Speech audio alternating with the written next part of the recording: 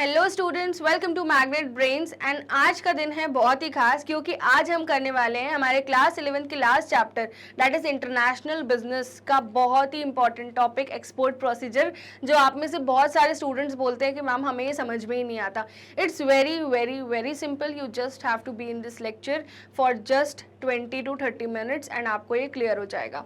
Students, this session is extremely useful, so I recommend कि आप अपनी कंसेप्ट रजिस्टर में इसके एक एक पॉइंटर्स नोट करिए। अपार्ट फ्रॉम दैट स्टूडेंट्स, आप सभी का वेलकम है एक बार फिर से मैग्नेट ब्रेन्स के इस अमेजिंग प्लेटफॉर्म पर, जहां पर हम आपको एजुकेशन प्रोवाइड करते हैं from kindergarten to class 12th on this channel for English medium students for CBSE board.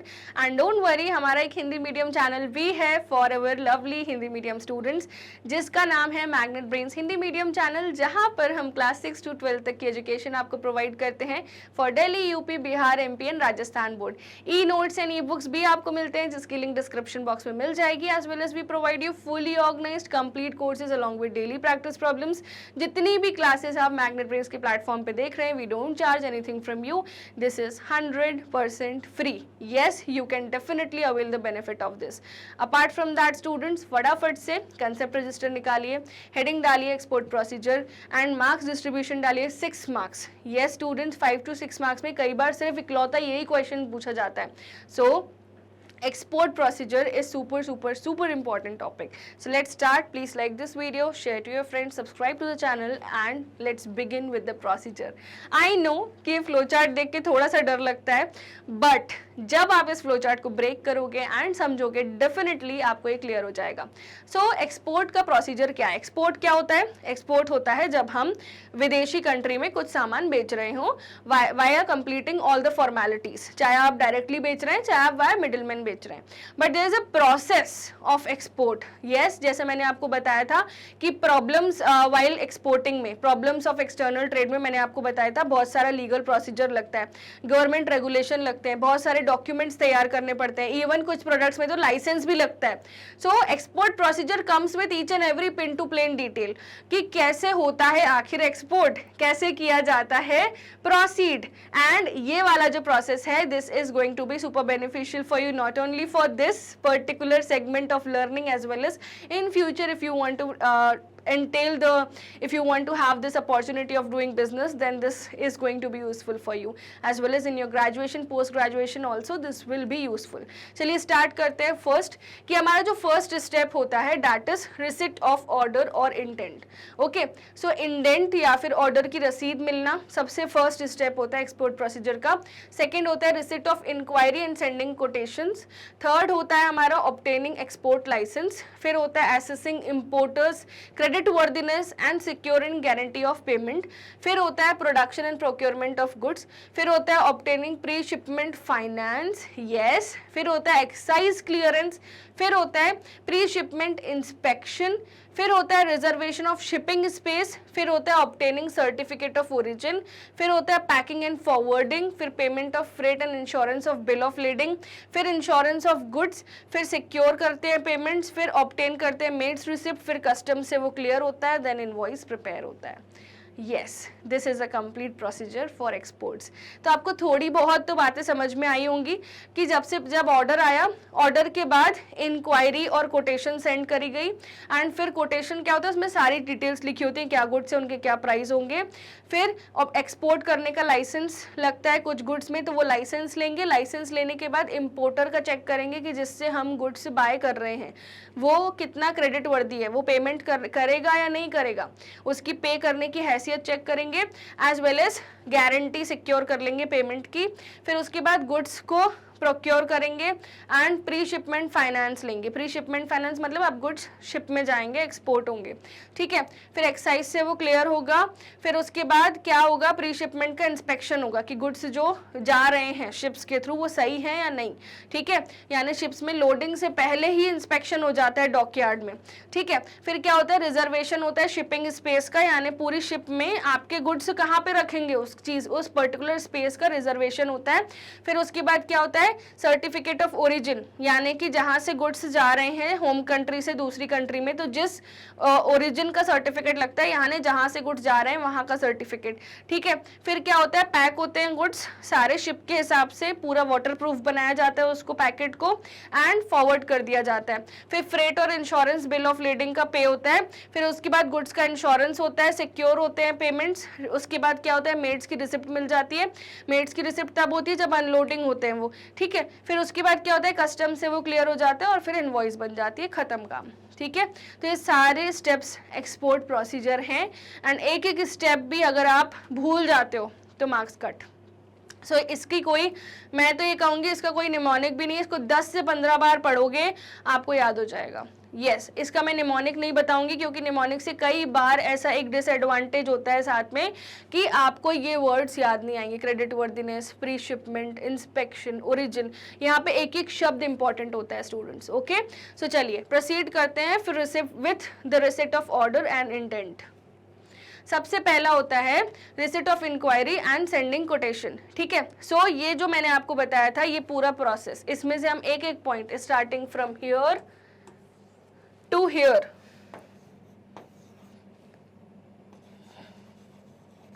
Here to here, ये पूरा हम प्रोसेस डिस्कस करने जा रहे हैं, ठीक है। चलिए, सो फर्स्ट स्टेप है यहाँ पर receipt of inquiry and sending quotation. अब इंक्वायरी का मतलब क्या होता है, पूछताछ।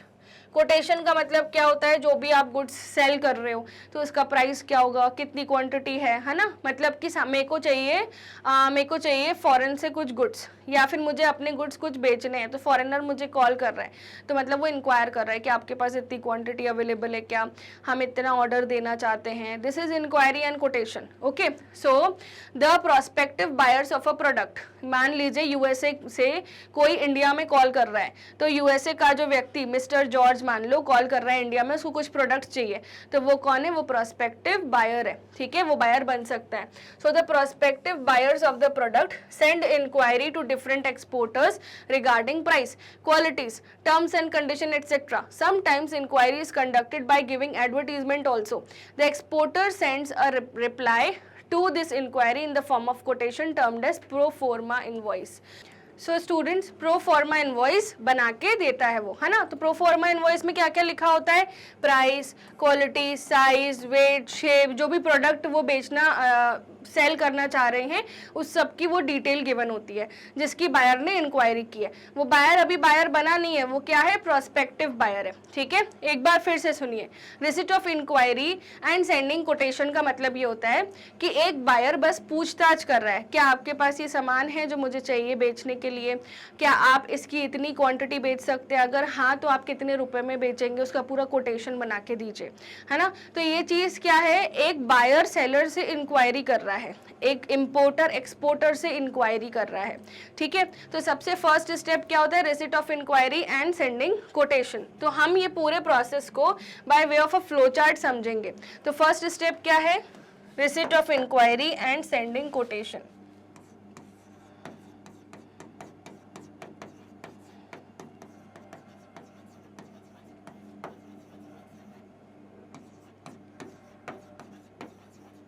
आप ये जो मैं हैंड रिटन नोट्स बना रही हूँ आपको ये लिखना है बेटा, है ना।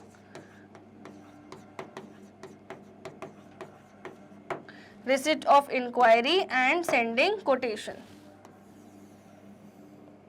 सो स्टूडेंट्स, यहाँ पे क्या होता है, importer is making a inquiry from exporter, importer is making inquiry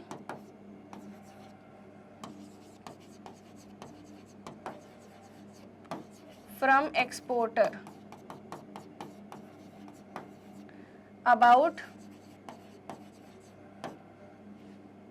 quotation of goods regarding price, quantity, etc. है ना। तो ये तो चलो एक्सप्लेनेशन में समझा चुकी हूँ, बस इतना ही लिखिए, importer is making inquiry from the exporter, ठीक है। तो ये फर्स्ट स्टेप होता है हमारे एक्सपोर्ट प्रोसीजर का। ये क्या होता है स्टूडेंट्स, फर्स्ट स्टेप। अब आगे बढ़ते हैं two point number 2। Point number 2 में क्या है, receipt of order and intent. अब इंडेंट का या फिर ऑर्डर का रसीद कब मिलती है, जब वो एक्सपोर्टर एग्री हो है ना, सॉरी इंपोर्टर एग्री हो, जो भी गुड्स खरीदना चाह रहा है एक्सपोर्टर से वो एग्री हो, उस कोटेशन से वो खुश हो, तो वो क्या करता है, ऑर्डर प्लेस करता है. So in case the prospective buyer is satisfied with the information given with the proforma invoice, then he places an order for the goods to be dispatched, है ना. This order is known as indent. ठीक है, तो यहाँ पर जब importer जो है इंक्वायरी कर रहा है एक्सपोर्टर से, तो एक्सपोर्टर उसे क्या बना के देता है, कोटेशन. कोटेशन किस फॉर्म में होती है, प्रोफॉर्मा इनवॉइस के फॉर्म में होती है. ठीक है, वो प्रोफॉर्मा इनवॉइस में लिखा होता है कितने रुपए के गुड्स वो बेचेगा, ठीक है, किस क्वांटिटी में वो बेचेगा, कितनी रेगुलर अवेलेबिलिटी वो शो कर सकता है, A to Z उस इनवॉइस में सारी चीजें होती हैं. It is like a real invoice but a draft you can say, है ना. उसका नाम क्या होता है, उसका नाम होता है प्रोफॉर्मा इनवॉइस, है ना. तो ये सारी चीजें कौन बना के देता है, एक्सपोर्टर बना के देता है इंपोर्टर को जिसने इंक्वायरी की है. तो ये जो प्रो फॉर्मा इनवॉइस आया है,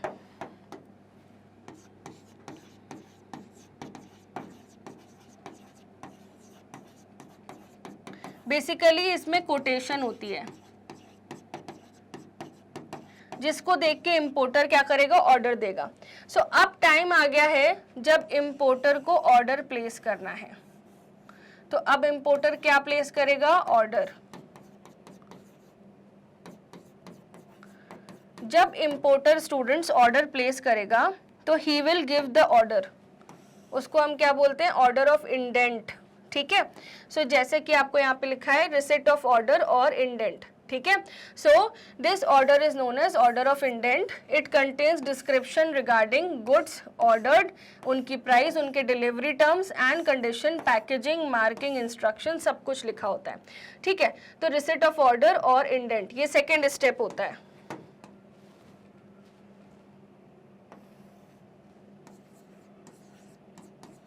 रिसिट ऑफ ऑर्डर और इंडेंट. अब यहाँ पे याद रखने की बात क्या है, ये कौन किसको भेजता है, ये इंपोर्टर भेज रहा है एक्सपोर्टर को. इसमें सब कुछ लिखा होता है कि गुड्स कितने चाहिए, गुड्स कितने चाहिए, price, instructions of marking and packaging, A to Z यानी कि सारी चीजें लिखी होती हैं जो बायर को चाहिए सेलर से. ठीक है, और वो प्राइस पे कर रहा है तो वो सब कुछ आपसे मांगेगा ही. ठीक है, बेसिकली ऑर्डर प्लेस कर रहा है वो आपके ऑर्गेनाइजेशन में. ठीक है, so this is the second step, receipt of order और इंडेंट. अब इस ऑर्डर को हम क्या बोलते हैं, इंडेंट, INDENT, याद रखना. अब आते हैं स्टूडेंट्स थर्ड पॉइंट पे, एसेसिंग.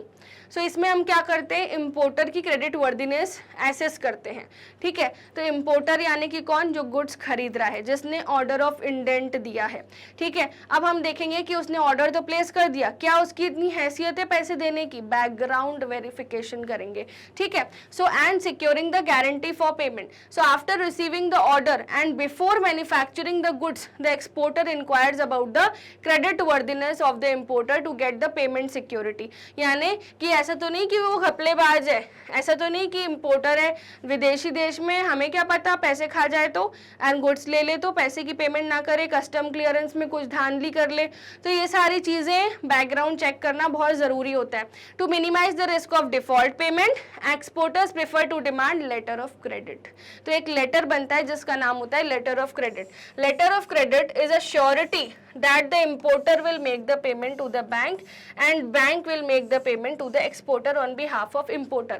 तो हमेशा एक्सपोर्टर क्या कर लेता है, लेटर ऑफ क्रेडिट ले लेता है इंपोर्टर से. तो assessing importers credit worthiness and securing guarantee for payment, ये थर्ड स्टेप होता है.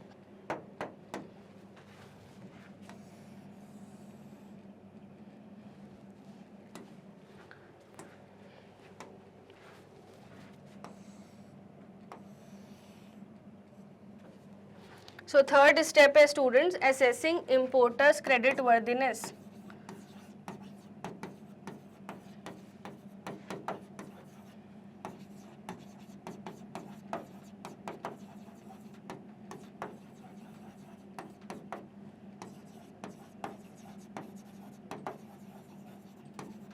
And securing guarantee for payment.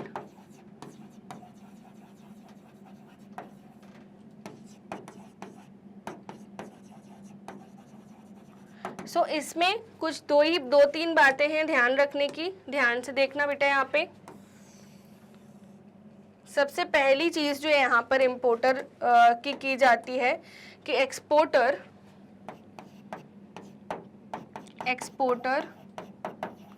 Checks credit worthiness of importer. Basically वो क्या करता है, पूरा बैकग्राउंड वेरिफिकेशन, ठीक है, कि ऐसा ना हो कि इंपोर्टर घपलेबाज निकले या पैसे खा ले, है ना। उसकी पैसे देने की हैसियत होनी चाहिए, ही शुड बी क्रेडिबल, है ना। और दूसरी चीज इंपोर्टर क्या कर लेता है, एक्सपोर्टर क्या कर लेता है, बैंक्स को इन्वॉल्व कर लेता है। तो एक्सपोर्टर बोलता है कि मुझे क्या चाहिए, लेटर ऑफ क्रेडिट। तो एक्सपोर्टर बैंक को वो लेटर ऑफ क्रेडिट देता है इंपोर्टर से लेके, एंड इंपोर्टर जब पेमेंट करता है तो बैंक फिर वो पेमेंट एक्सपोर्टर को कर देती है। तो इसमें क्या होता है, बैंक अगर इन्वॉल्व है ना तो कोई भी पैसा खा नहीं सकता। बैंक भले कमीशन लेती है बट आपका जो ट्रेड है वो सिक्योर हो जाता है, यानी अब आपका पैसा आना ही आना है। अगर अभी भी पैसा नहीं आएगा ना तो समझ लो कि बैंक्स तो धांधलेबाज हो नहीं सकती, उनके पर्टिकुलर रेगुलेशन है। तो बैंक अगर इन्वॉल्व हैं तो वो इंपोर्टर का A to Z पूरा चिट्ठा निकाल लेंगे कि ऐसा इंसान है ये, ठीक है। तो एक्सपोर्ट प्रोसीजर में ये दो चीजें तब की जाती हैं जब हम इंपोर्टर की क्रेडिट वर्दीनेस को असेस कर रहे हैं। क्रेडिट वर्दीनेस का मतलब होता है स्टूडेंट्स पैसा वापस करने की हैसियत, ठीक है। अब ये बात हो चुकी है अपनी, तो ये हमने थर्ड पॉइंट क्लियर हो गया। नाउ फोर्थ पॉइंट पे आते हैं, हमारे प्रोसेस का फोर्थ हिस्सा, ऑब्टेनिंग एक्सपोर्ट लाइसेंस। यस, कुछ प्रोडक्ट्स को एक्सपोर्ट करने के लिए हमें लाइसेंस की नीड होती है। So according to the customs law A firm must acquire export license before exporting the goods, ठीक है। मान लो इंडिया से हम यूएस में गुड्स बेच रहे हैं, तो पहले इंडिया की जो फर्म यूएस में गुड्स बेच रही है उस फर्म को एक्सपोर्ट का लाइसेंस लेना पड़ेगा कस्टम्स के कानून के हिसाब से, ठीक है। So obtaining IEC number, prerequisites होते हैं एक्सपोर्ट लाइसेंस के। एक्सपोर्ट लाइसेंस आपको तभी मिलता है जब आपके पास फर्स्ट आईईसी नंबर हो। आईईसी मतलब इंपोर्ट एक्सपोर्ट कोड, जैसे डायरेक्टर्स के लिए DIN होता है कंपनीज एक्ट में, डायरेक्टर आइडेंटिफिकेशन नंबर। तो सिमिलरली आपके पास आईईसी कोड होना चाहिए। आईईसी मतलब होता है import export code. So before starting the export procedure the exporter has to get the IEC number. IEC number कैसे मिलता है, ये फॉर्मेलिटीज फाइल करने में हेल्प करता है। To get this number exporter has to apply for to the regional import export licensing authority in the prescribed form, ठीक है। तो एक्सपोर्टर जो इस वाली अथॉरिटी के पास जाके एक फॉर्म भरेगा जिससे उसको आईईसी नंबर मिल जाएगा आफ्टर प्रॉपर चेक्स, ठीक है। नाउ इसके बाद along with the application exporter must submit the following documents, है ना। तो जब भी हम आईईसी नंबर ऑब्टेन करना चाहेंगे, लाइसेंस ऑब्टेन करना चाहेंगे, तो फिर क्या होगा, ये हमें सारे डॉक्यूमेंट रेडी रखने पड़ेंगे। First, details about personal record of the exporter, यानी एक्सपोर्टर का नाम, उसका एड्रेस, उसका बैंक अकाउंट, उसकी सेल्स वगैरह A to Z सब कुछ देखा जाएगा। Bank receipt for the payment of fees to apply for the IEC number, आपने आईईसी नंबर के लिए अप्लाई किया है तो उसकी रसीद दिखाओ। फिर उसके बाद certificate from the bankers, bankers का सर्टिफिकेट इसलिए इंपॉर्टेंट होता है ताकि ये पता चल सके कि एक्सपोर्टर घपलेबाज ना है। फिर उसके बाद declaration from the exporter that they will not be exporting goods listed in the caution list. अब कॉशन लिस्ट में कुछ गुड्स होते हैं जैसे ड्रग्स, नारकोटिक्स, एटॉमिक वाली चीजें और इवन डिफेंस इक्विपमेंट्स, ये सब ट्रेड करना अलाउड नहीं होता इंटरनेशनली। सो कस्टम लिस्ट में एक कॉशन लिस्ट गिवन होती है। कॉशन लिस्ट मतलब ये सामान आप विदेशी देशों को नहीं बेच सकते। तो वो वाली जो लिस्ट है उसका डिक्लेरेशन हम एक्सपोर्टर से ले लेंगे कि अगर तुमने इन सामानों को बेचा तो तुम बिल्कुल जेल में जाओगे, है ना। तो ये कॉशन लिस्ट ले ली जाती है, उससे डिक्लेरेशन ले लिया जाता है। If the regional import export licensing authority satisfied है तो वो उनको आईईसी नंबर भी दे देंगे और एक्सपोर्ट लाइसेंस भी दे देंगे, ठीक है। सो स्टूडेंट्स, ये पूरा प्रोसेस होता है एक्सपोर्ट लाइसेंस ऑब्टेन करने का। अगर एक्सपोर्टर को गुड्स बेचने हैं तो ये लाइसेंस लेना ही पड़ेगा। Obtaining RCMC, registration cum membership certificate, तो रजिस्ट्रेशन कम मेंबरशिप सर्टिफिकेट भी लेना पड़ता है। So exporters get various benefits in the form of subsidies and exemption in excise duty tax. अगर उनको ये बेनिफिट लेना है तो उनको आरसीएमसी दिखाना पड़ेगा। आरसीएमसी क्या होता है? Registration cum membership certificate. इससे क्या होगा? उनको टैक्स बेनिफिट मिलेंगे। So after IC number exporter क्या करता है? आरसीएमसी के लिए अप्लाई करता है। अब आरसीएमसी कौन इशू करता है? Export promotion council, federation of Indian export organisation, export development authority. RCMC लेने के लिए एक्सपोर्टर को एक बैंक सर्टिफिकेट, आईसी नंबर और एप्लीकेशन जो है ऊपर जितनी भी एप्लीकेशन मैंने मेंशन की थी सब देना होता है अथॉरिटीज को। इफ अथॉरिटीज आर सेटिस्फाइड वो उनको आरसीएमसी नंबर भी दे देते हैं। सिंपल सी बात है स्टूडेंट्स। तो ये आरसीएमसी से क्या होता है? टैक्स बेनिफिट मिलते हैं। अब third, registration with ECGC. ECGC क्या होता है? Export credit guarantee corporation. So it is necessary in order to protect overseas payments from the political commercial risk. So this registration also helps the exporter to get financial assistance from the commercial banks and other financial institution. यानी अगर कभी भी किसी exporter को finance की ज़रूरत होगी, पैसों की ज़रूरत होगी टू कंडक्ट द एक्सपोर्ट, तो फिर रजिस्ट्रेशन विथ ईसीजीसी लगेगा, एक्सपोर्ट क्रेडिट गारंटी कॉर्पोरेशन, तभी बैंक और कमर्शियल बैंक्स उन्हें लोन दे पाएंगी। ठीक है, अब इसके बाद ये तीनों स्टेप्स हैं एंड ये तीनों स्टेप्स करनी ही पड़ेंगी यदि एक्सपोर्ट लाइसेंस चाहिए तो, है ना। तो मैं आपको इस स्टेप्स को एकदम शॉर्ट में पढ़ाती हूँ। फोर्थ स्टेप है ऑब्टेनिंग एक्सपोर्ट लाइसेंस।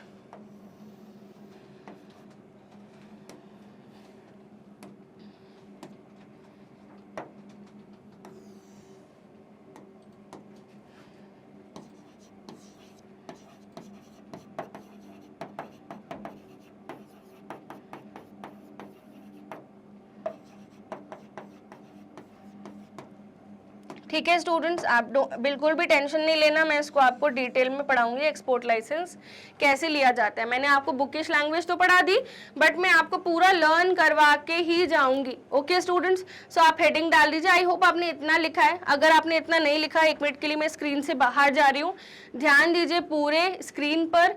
ये प्रोसीजर है, यानी कि मैंने पूरे 4 पॉइंट्स को आपको एक पेज में डाल दिया है। ओके, नाउ हम बढ़ते हैं टुवर्ड्स द नेक्स्ट पेज, जिसमें हम पूरा एक्सपोर्ट लाइसेंस कैसे लिया जाता है यानी 4th पॉइंट का शॉर्ट नोट बनाएंगे, है ना, ताकि आपको ये पूरा लर्न हो जाए स्टूडेंट्स। सो इसी बात पे वीडियो को लाइक करिए, चैनल को सब्सक्राइब करिए एंड लेट्स प्रोसीड।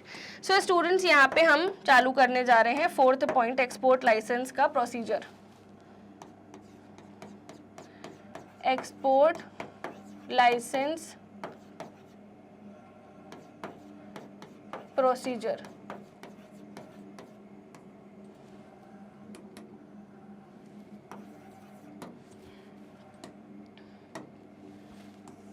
अब एक्सपोर्ट लाइसेंस कैसे मिलता है? 3 स्टेप्स हैं, अपन को बिल्कुल क्लियर है तीनों स्टेप्स। फर्स्ट, सबसे पहली बात, आईईसी नंबर ऑब्टेन करो, है ना। तो एक्सपोर्ट लाइसेंस लेने के लिए हमें कुछ डॉक्यूमेंट्स तैयार करने पड़ते हैं। पहली चीज है आईईसी नंबर। सो आईईसी नंबर का मतलब क्या होता है? Import export code. कैसे मिलेगा? हमें आईईसी नंबर के लिए अप्लाई करना पड़ेगा to the regional import export licensing authority, है ना। सो एक्सपोर्ट लाइसेंस के लिए हमें सबसे पहले चाहिए होगा आईईसी नंबर। ठीक है, सो हमारा फर्स्ट स्टेप है एक्सपोर्ट लाइसेंस एक्वायर करने के लिए there are some pre requisites.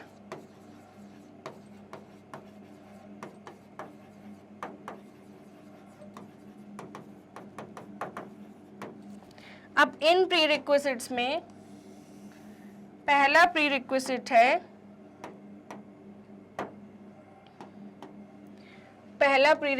है ऑब्टेन आईईसी कोड।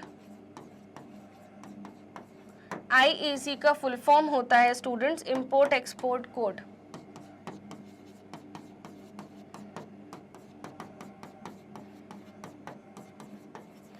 अब इस कोड को लेने के लिए एक्सपोर्टर को एप्लीकेशन देनी होती है एक अथॉरिटी को। तो ये एप्लीकेशन देते हैं हम एक अथॉरिटी को, जिसका नाम क्या है? यहाँ पे मैंने आपको पढ़ाया था, regional import export licensing authority. Regional import export licensing authority.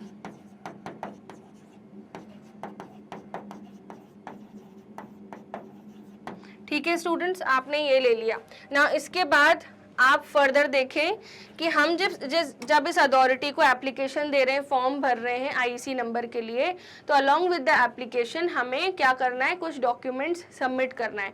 वो डॉक्यूमेंट्स क्या है? सबसे पहला डॉक्यूमेंट है personal record of the exporter. ठीक है, तो जब ये एप्लीकेशन दे रहे हैं, इस एप्लीकेशन के साथ हमें कुछ डॉक्यूमेंट्स देने पड़ेंगे। ठीक है, सो जैसा मैंने आपको बताया कि ये डॉक्यूमेंट्स आपको देने पड़ेंगे। फर्स्ट क्या है डॉक्यूमेंट्स में? अब इन डॉक्यूमेंट्स को पढ़ते हैं अपन।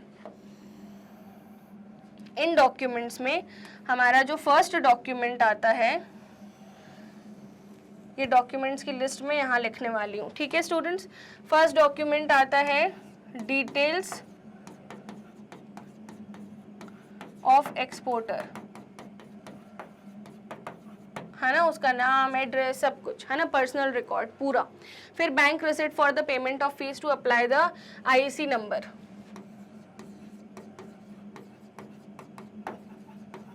बैंक रिसिट जहां पर आपने फीस पे की है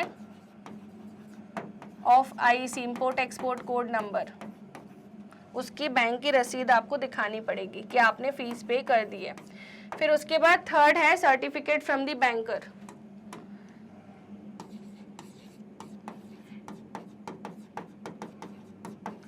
ये इसलिए जरूरी होता है ताकि पता चले एक्सपोर्टर दिवालिया तो नहीं निकला हुआ है उसका, यानी इंसॉल्वेंट तो नहीं है।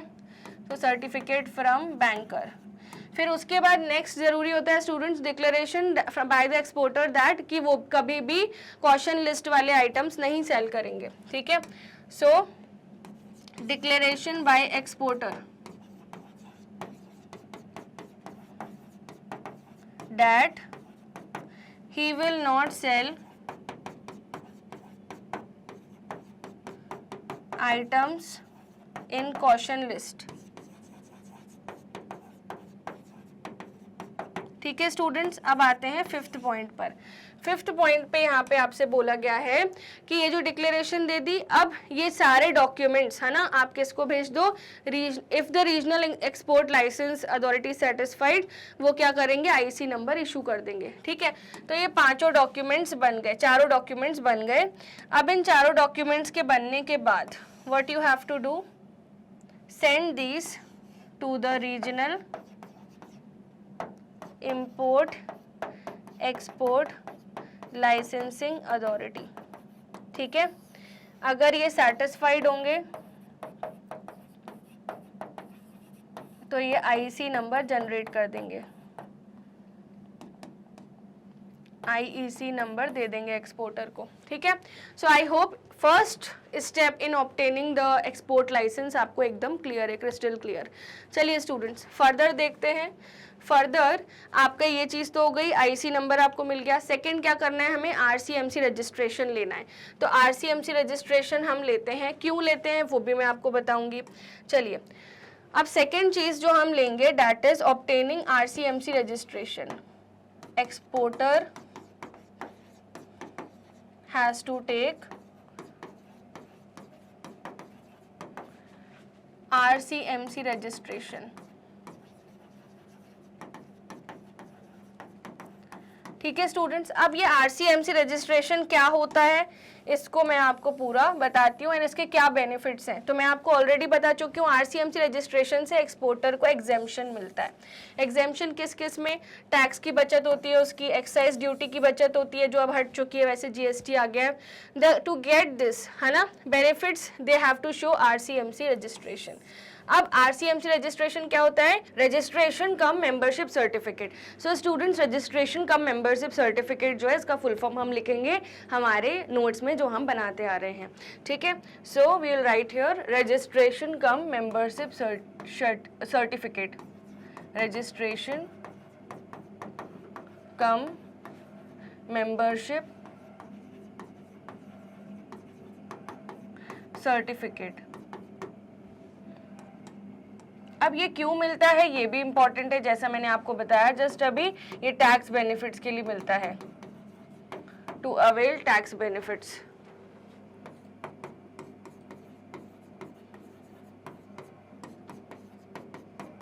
नहीं तो एक्सपोर्ट करने में कितना ज़्यादा टैक्स लगता है अगर RCMC रजिस्ट्रेशन सर्टिफिकेट नहीं लेंगे, तो ऑलरेडी कॉस्ट जो है इंक्लूसिव ऑफ टैक्स वो ज़्यादा आएगी, जिसकी वजह से जो सप्लायर है उसके लिए it will be too much, as well as सामने वाले के लिए भी it will be too much, क्योंकि गवर्नमेंट उसका मेजर शेयर ले रही है। सो इसलिए टैक्स एग्जेम्पशन के लिए क्लेम करना बहुत ज़रूरी है। For that we need this certificate, ठीक है। So exporter has to obtain RCMC registration, ठीक है स्टूडेंट्स। अब ये जो एक्सपोर्टर है ये RCMC रजिस्ट्रेशन अप्लाई करता है, RCMC रजिस्ट्रेशन के लिए अप्लाई करता है, एंड ये जो रजिस्ट्रेशन सर्टिफिकेट है ये कौन सी अथॉरिटीज इशू करती है? ये export promotion council, federation of Indian export organisation, export development authority, ये 3 ऑर्गेनाइजेशन है जो RCMC रजिस्ट्रेशन इशू कर सकती हैं। अब आप बोलोगे मैम ये तीनों इशू करती हैं, इट डिपेंड्स कि आपने कहाँ पे अप्लाई किया है, वो वाली ऑर्गेनाइजेशन इशू करेगी, प्रोवाइड ये तीनों करती हैं। अब बिजनेस जो क्लास है वो अलग अलग है तीनों में, कि कौन सा बिजनेस आप कर रहे हो तो कहाँ पे अप्लाई करना पड़ेगा, but that is not in your syllabus. Okay students, to get the RCMC the exporter submits a bank certificate and IEC number along with the application to any of the above mentioned authorities. If authorities are satisfied, they will issue RCMC, ठीक है। सो इनमें से किसी भी authority को आप application दे सकते हो। So export promotion council, federation of Indian export organisation and export development authority. Export promotion council,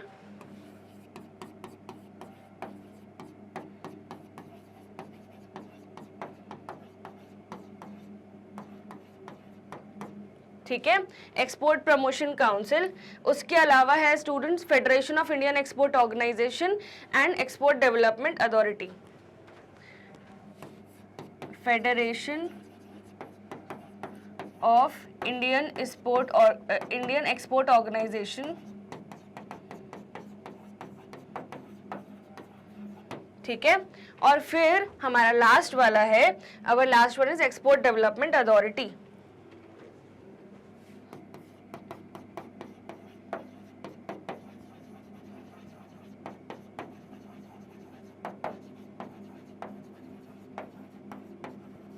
ठीक है स्टूडेंट्स, तो ये 3 ऑर्गेनाइजेशन हैं। These organisation issue the ICMC और grant the RCMC certificate, registration cum membership certificate to the exporter. अब ये exporter के लिए बहुत ही ज़रूरी है, बिकॉज इससे उसको टैक्स बेनिफिट्स मिलेंगे और इससे उसका काफ़ी पैसा बचेगा। तो government has started this just to support exports, है ना, ताकि आप लोग टैक्स की बचत भी कर पाए, एट द सेम टाइम आप एक्सपोर्ट्स भी कर पाए। ठीक है स्टूडेंट्स, आई होप अभी तक जितना भी मैंने आपको पढ़ाया that is clear to you.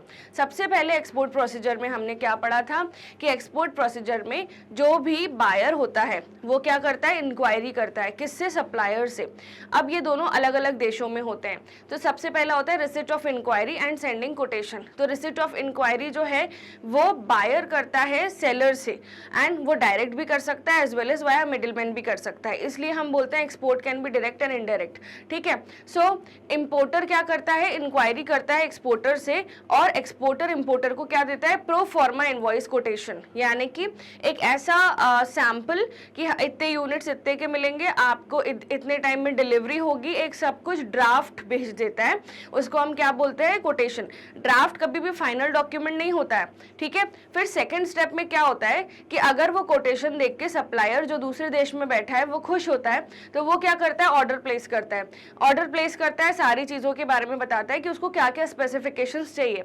अब इंपोर्टर जो है एक्सपोर्टर को क्या देता है, रिसिट ऑफ ऑर्डर और इंटेंट, है ना, मतलब सॉरी, इंपोर्टर जो है यानी कि जो व्यक्ति बाय कर रहा है वो क्या देता है एक्सपोर्टर को, रिसिट ऑफ ऑर्डर और इंडेंट, है ना, कि मेरे को अब ऑर्डर प्लेस करना है, ये रहा मेरा ऑर्डर ऑफ इंडेंट। ठीक है, अब उसके बाद क्या होता है स्टूडेंट्स, थर्ड स्टेप में असेसिंग इंपोर्टर्स क्रेडिट वर्दीनेस। अब ये जो इंपोर्टर है वो दूसरे देश में बैठा है, हमें कैसे पता कि वो पैसा नहीं खाएगा, यस और नो, इसलिए उसकी पैसे वापस करने की हैसियत को जांचना पड़ेगा, जिसको हम क्या बोलते हैं, क्रेडिट वर्दीनेस। ठीक है, आई होप इतना तो आपको याद हो रहा होगा।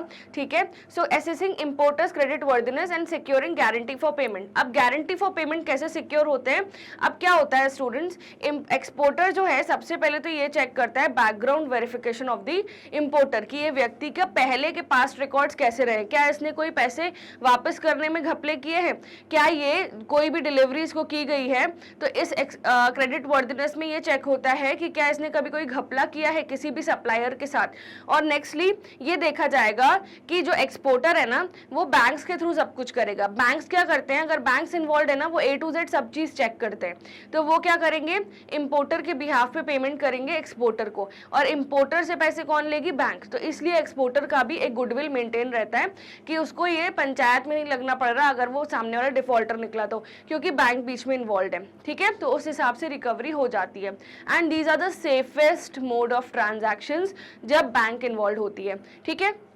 सो assessing credit worthiness is super important. Now fourth point है ऑब्टेनिंग एक्सपोर्ट लाइसेंस, जिसके बारे में मैं आपको अभी पढ़ा रही थी, ठीक है। सो ऑब्टेनिंग एक्सपोर्ट लाइसेंस में आप सब लोग वेल वर्स्ड हैं विद द फर्स्ट ऑप्शन कि हमें सबसे पहले क्या लेना पड़ता है, आईईसी नंबर। हम कौन है यहाँ पे स्टूडेंट्स, एक्सपोर्टर, तो हमें क्या लेना पड़ेगा, आईईसी नंबर। आईईसी क्या होता है, इंपोर्ट एक्सपोर्ट कोड, ठीक है। सो आप आईईसी नंबर जब लेते हो तो आपको एप्लीकेशन देनी पड़ती है regional import export licensing authority को, ठीक है। और इस एप्लीकेशन के साथ आपको क्या जमा करने पड़ेंगे, डॉक्यूमेंट्स। कौन कौन से documents, details of exporter, bank receipt, certificate from the banker and declaration by the exporter कि वो ऐसे कॉशन लिस्ट वाले आइटम सेल नहीं करेगा, ठीक है। ये किसको देने हैं डॉक्यूमेंट्स और एप्लीकेशन, मैंने आपको एक बार फिर से बता रही हूँ, regional import export licensing authority को देने।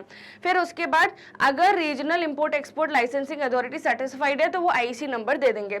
सिर्फ यहाँ पे कहानी खत्म नहीं होती, एक्सपोर्टर को आरसीएमसी रजिस्ट्रेशन भी लेना पड़ेगा। आरसीएमसी रजिस्ट्रेशन अगर एक्सपोर्टर ले रहा है ना स्टूडेंट्स, तो उसको क्या मिलता है, टैक्स बेनिफिट मिलता है और बहुत सारे जुड़े हुए बेनिफिट्स मिलते हैं जो मैंने आपको यहाँ पे पढ़ाए थे।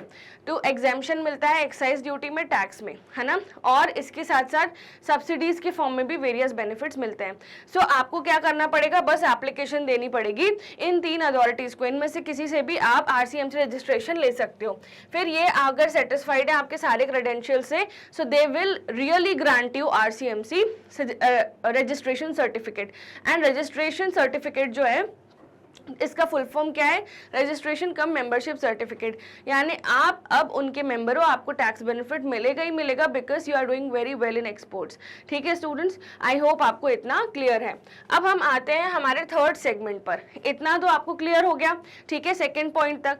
अब थर्ड सेगमेंट पे आएंगे, रजिस्ट्रेशन एक्सपोर्ट लाइसेंस जो है ना स्टूडेंट्स, एक्सपोर्ट लाइसेंस का ये आखिरी प्रोसेस है कि एक्सपोर्ट लाइसेंस लेने के लिए हमें लास्ट चीज और क्या करनी है, registration with ECGC export Credit Guarantee Corporation. So it is necessary in order to protect overseas payments from political and commercial risk. This registration also helps the exporter to get financial assistance from commercial banks and other financial institution. अब कोई भी exporter है students, वो क्या करेगा, उसको पैसों की जरूरत पड़ेगी। अब पैसों की जरूरत पड़ेगी तो उसे लोन लेना पड़ेगा, और लोन तब मिलेगा जब उसकी क्रेडिबिलिटी शो होगी।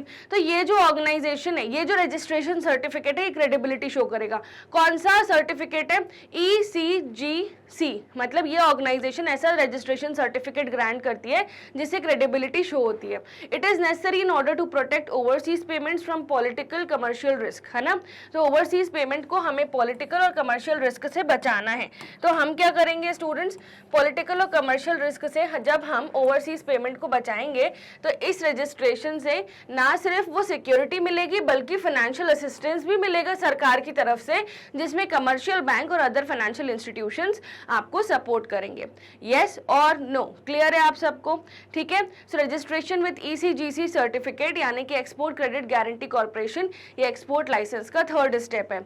मैं चाहती हूँ आप इसको एक बार रीड करें because it is super super important. Then हम आगे बढ़ते हैं with the writing of this and then we will proceed to the next step. So students, I hope आपने इसको रीड किया। अब सबसे इंपॉर्टेंट बात, इसका फुल फॉर्म मत भूलना, ECGC का एक्सपोर्ट क्रेडिट गारंटी कॉर्पोरेशन, ठीक है। So it is necessary in order to protect overseas payment as well as from the political commercial risk. ये जो रजिस्ट्रेशन है एक्सपोर्टर को हेल्प करता है फाइनेंशियल असिस्टेंस लेने के लिए from commercial banks and other financial institutions, ठीक है students. So registration with ECGC certificate is also very important while obtaining the export licence. तो हम यहाँ पर हमारा जो थर्ड पॉइंट है वो एड अप कर देते हैं, रजिस्ट्रेशन विथ ECGC। ठीक है, अब हमारे तीनों पॉइंट्स क्या थे, एक बार शॉर्ट में यहाँ पे मैं आपको क्रक्स में बता देती हूँ। सबसे पहले हमने ऑब्टेन किया था एक्सपोर्ट लाइसेंस के लिए इंपोर्ट एक्सपोर्ट कोड, है ना, जिसके लिए हमने एप्लीकेशन दी थी विद डॉक्यूमेंट्स। ठीक है, सेकंड हमने क्या लिया था, RCMC रजिस्ट्रेशन। RCMC रजिस्ट्रेशन किस लिए था, RCMC रजिस्ट्रेशन का आप यहाँ पे पढ़िए, registration cum membership certificate tax benefits avail करने के लिए था। ठीक है, सो RCMC। और लास्ट वाला ओवरसीज पेमेंट को सिक्योर करने के लिए था, एज वेल एज लास्ट वाला फाइनेंशियल असिस्टेंस के लिए भी था। ठीक है, सो हमने लास्ट वाला जो सर्टिफिकेट था वो हमने कहाँ से लिया, ECGC से। सो IEC, RCMC, ECGC ये तीनों बहुत इंपॉर्टेंट होते हैं documents while obtaining the export licence. ठीक है स्टूडेंट्स, अब हम आएंगे पॉइंट नंबर 5 पर। पॉइंट नंबर 5 जो है that is very very important. So चलिए देखते हैं इसको। So obtaining pre shipment finance. अब what is pre shipment finance, अब शिपमेंट करने से पहले एक्सपोर्टर को कुछ खर्चे करने पड़ते हैं। सो स्टूडेंट्स, अभी तक जो हमने देखा कि ये जो एक्सपोर्टर है, इंपोर्टर ने इससे इंक्वायरी की थी, इंपोर्टर ने इससे क्या की थी, इंक्वायरी, ऑर्डर मतलब चीज़ों की इंक्वायरी की थी कि आप ये सप्लाई करते हैं, इतने यूनिट सप्लाई कर पाएंगे या नहीं। और एक्सपोर्टर ने इंपोर्टर को क्या बना के दिया था, प्रोफॉर्मा। प्रोफॉर्मा के बाद, प्रोफॉर्मा ऑफ इनवॉइस के बाद इंपोर्टर ने एक्सपोर्टर को क्या दिया था स्टूडेंट्स, ऑर्डर ऑफ इंडेंट। फिर एक्सपोर्टर ने क्या किया था स्टूडेंट्स, एक्सपोर्टर ने इंपोर्टर की क्रेडिट वर्दीनेस चेक की थी, यस और नो। अब क्रेडिट वर्दीनेस चेक की थी एज वेल एज एक और चीज़ की थी, इंपोर्टर की क्रेडिट वर्दीनेस तो चेक की थी, प्लस इंपोर्टर से बोला था कि आप मुझे लेटर ऑफ क्रेडिट बना के दीजिए, एंड वाया बैंक्स पूरी पेमेंट रूट कर दी थी। ठीक है, अब ये जो लेटर ऑफ क्रेडिट है ये हेल्प करेगा एक्सपोर्टर को क्या लेने के लिए स्टूडेंट्स, प्री शिपमेंट फाइनेंस। ठीक है, तो प्री शिपमेंट फाइनेंस यानी कि एक्सपोर्टर जब इंपोर्टर जो दूसरे देश में बैठा है उसको जब गुड्स बेचेगा वाया शिप्स थ्रू ट्रांसपोर्टेशन करेगा, ये शिप है। ठीक है, तो इसके पहले उसको 100 खर्चे करने पड़ेंगे जिसको हम क्या बोलते हैं, प्री शिपमेंट एक्सपेंसेस। अब प्री शिपमेंट एक्सपेंसेस कुछ भी हो सकते हैं, ट्रांसपोर्टेशन का एक्सपेंस हो सकता है या फिर कोई भी A to Z कोई भी चीज़ हो सकती है इनमें से लेके, है ना, procuring of raw material, other components, processing and packaging of goods. Ship के लायक ट्रांसपोर्टेशन के लिए हमें क्या करना पड़ता है स्टूडेंट्स, गुड्स को पैकेजिंग करनी पड़ती है, as well as transportation of goods for the port of shipment. तो ये सारा लेटर ऑफ क्रेडिट जो है एक्सपोर्टर ये लेटर ऑफ क्रेडिट बैंक को देता है एंड बैंक एक्सपोर्टर को प्री शिपमेंट फाइनेंस देता है। ठीक है, बेसिकली ये लेटर ऑफ क्रेडिट एक प्रूफ है कि एक्सपोर्टर पेमेंट में घपला नहीं करेगा बाद में। तो बैंक्स क्या करती हैं, A to Z सारी चीज़ों को एकदम नक्की कर लेती हैं, बिल्कुल पिन टू प्लेन, कोई कंफ्यूजन के बिना। ठीक है, सो बैंक ने इंपोर्टर से लेटर ऑफ क्रेडिट ले लिया, ठीक है, एक्सपोर्टर को दे दिया। ठीक है, बैंक एक्सपोर्टर को बोल रहा है आप बिल्कुल टेंशन मत लीजिए, इंपोर्टर से पेमेंट आएगी आपको मिल जाएगी। ठीक है, नहीं आएगी तो हम बैठे हैं। ठीक है, we will remind them you don't have to do anything, क्योंकि आप हमें कमीशन पे कर रहे हो। एंड इसके बाद एक्सपोर्टर क्या कर रहा है, बैंक के पास यही लेटर ऑफ क्रेडिट गिरवी रख के प्री शिपमेंट फाइनेंस अवेल कर रहा है। सो इसकी टोपी उसके सर, वैसा वाला काम होता है एंड आपका जो बिजनेस है वो बढ़िया चलता है। ठीक है, सो प्री शिपमेंट फाइनेंस ले लिया। सो ये exporter approaches is banker to obtain pre shipment finance after receiving letter of credit, है ना। सो लेटर ऑफ क्रेडिट जो है बैंक को पता होता है इसके पास LOC है, ये कभी भी घपला नहीं करेगा। ठीक है, इसको पेमेंट आनी है एक दिन। ठीक है, सो ये लेटर ऑफ क्रेडिट की वजह से उसको प्री शिपमेंट फाइनेंस मिल जाता है और कई बार बिना LOC के भी मिल जाता है if the exporter has a goodwill. ठीक है, सो 5th स्टेप क्या, ऑब्टेनिंग प्री शिपमेंट फाइनेंस। तो हम हमारे जो नोट्स हैं इसी में फर्दर लिखेंगे point number 5, obtaining pre shipment finance. Export licence के बाद हम क्या ऑब्टेन करते हैं, ऑब्टेन प्री शिपमेंट फाइनेंस। ठीक है students, so obtaining pre shipment finance में ये कब हम अवेल करते हैं, after receiving letter of credit. So exporter avails this after receiving letter of credit, avails pre shipment finance from banker after receiving LOC okay, after receiving LOC, and this amount will be used for any kind of pre-shipment activity, for any pre-shipment activity. Example, packaging and transportation of goods.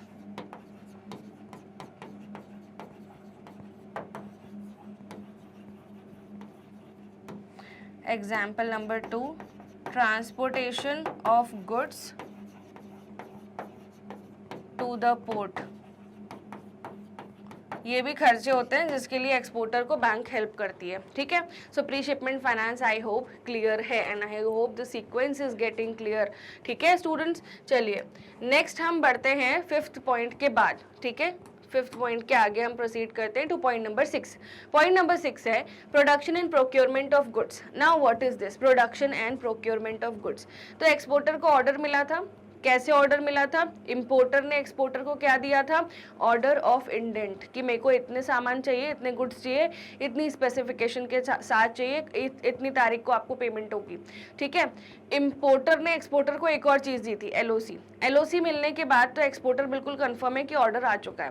अब exporter की duty है, उसके पास pre shipment finance भी है, ठीक है, उसके पास LOC भी है। अब एक्सपोर्टर की ड्यूटी है कि गुड्स तैयार करे, अब इंपोर्टर को गुड्स भेजने हैं, ठीक है। So production and procurement of goods, so चाहे वो प्रोड्यूस कर रहा हो गुड्स, चाहे वो कहीं से प्रोक्योर करके फिर सेल कर रहा हो इंपोर्टर को, दैट डजंट मैटर, पर वो करना पड़ेगा, ठीक है। So after sending the confirmation to the importer, the exporter starts manufacturing the product. जितना भी बल्कि ऑर्डर होता है तो मैन्युफैक्चरिंग स्टार्ट हो जाती है according to the specification. If the exporter is not a manufacturer, यदि वो एक्सपोर्टर मैन्युफैक्चरर नहीं है तो ये क्या करता है, ये गुड्स प्रोक्योर करना स्टार्ट कर देता है अलग अलग मैन्युफैक्चरर से एज पर द ऑर्डर, ठीक है। So production and procurement of goods. So point number 6 आएगा students, production and procurement of goods. इसके बाद क्या होता है? Production and procurement of goods.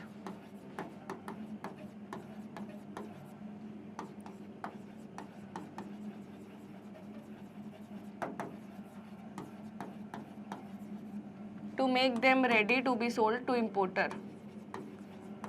To make them ready to fulfill the order of importer.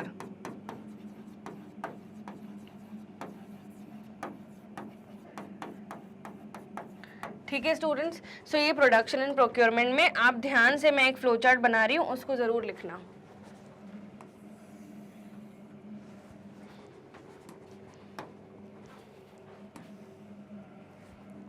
अब इस फ्लो चार्ट को ध्यान से देखना बच्चों। यहाँ पे 2 केस होते हैं, यदि एक्सपोर्टर मैन्युफैक्चरर है और यदि एक्सपोर्टर मैन्युफैक्चरर नहीं है, ठीक है। If exporter is a manufacturer, if exporter is not a manufacturer.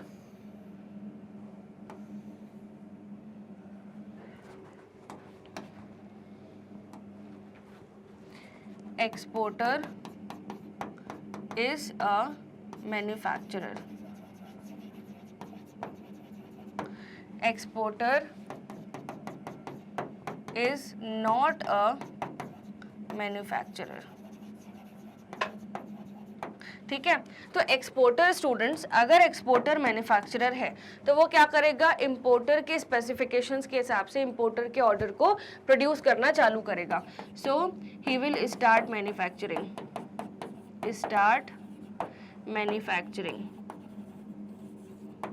Product as per importers specification, ठीक है। अगर एक्सपोर्टर मैन्युफैक्चरर नहीं है सो वो क्या करेगा, डिफरेंट मैन्युफैक्चरर से, मैन्युफैक्चरर 1, मैन्युफैक्चरर 2, या फिर कितने भी मैन्युफैक्चरर टिल nth नंबर, ठीक है। सो डिफरेंट मैन्युफैक्चरर से क्या करेगा, गुड्स बाय करना चालू करेगा ताकि वो सामने वाले को भेज सके।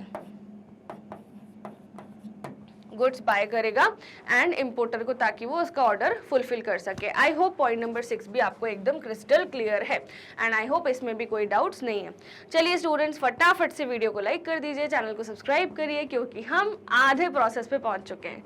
यस आई नो ये थोड़ा सा बड़ा है, बट मैं बिल्कुल आपको याद करवा के ही जाऊंगी, इतना मेरा आपसे वादा है। Okay, so pre shipment inspection, quality plays a important role in external trade, है ना। सो प्री शिपमेंट इंस्पेक्शन यानी अभी गुड्स का प्रोडक्शन हो चुका या फिर गुड्स प्रोक्योर हो चुके हैं।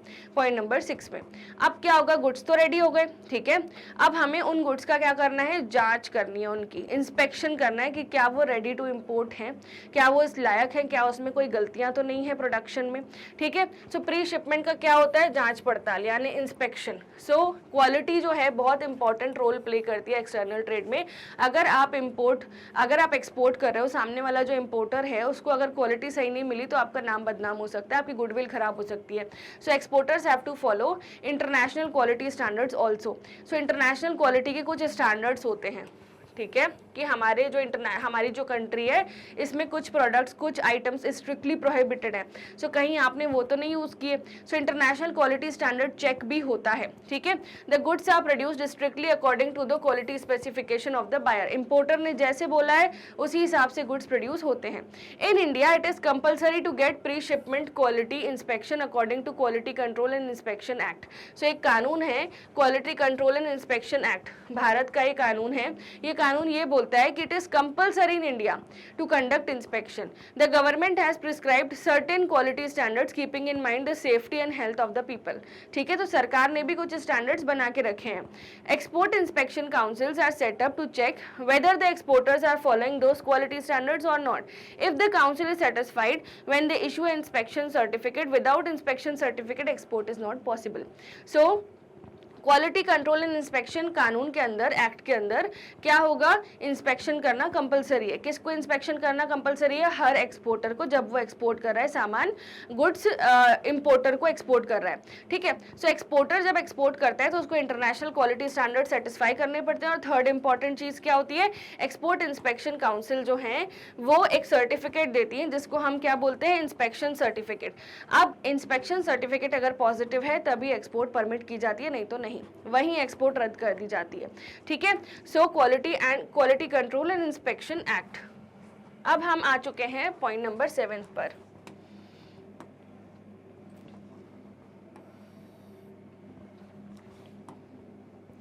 Point number 7, pre shipment inspection.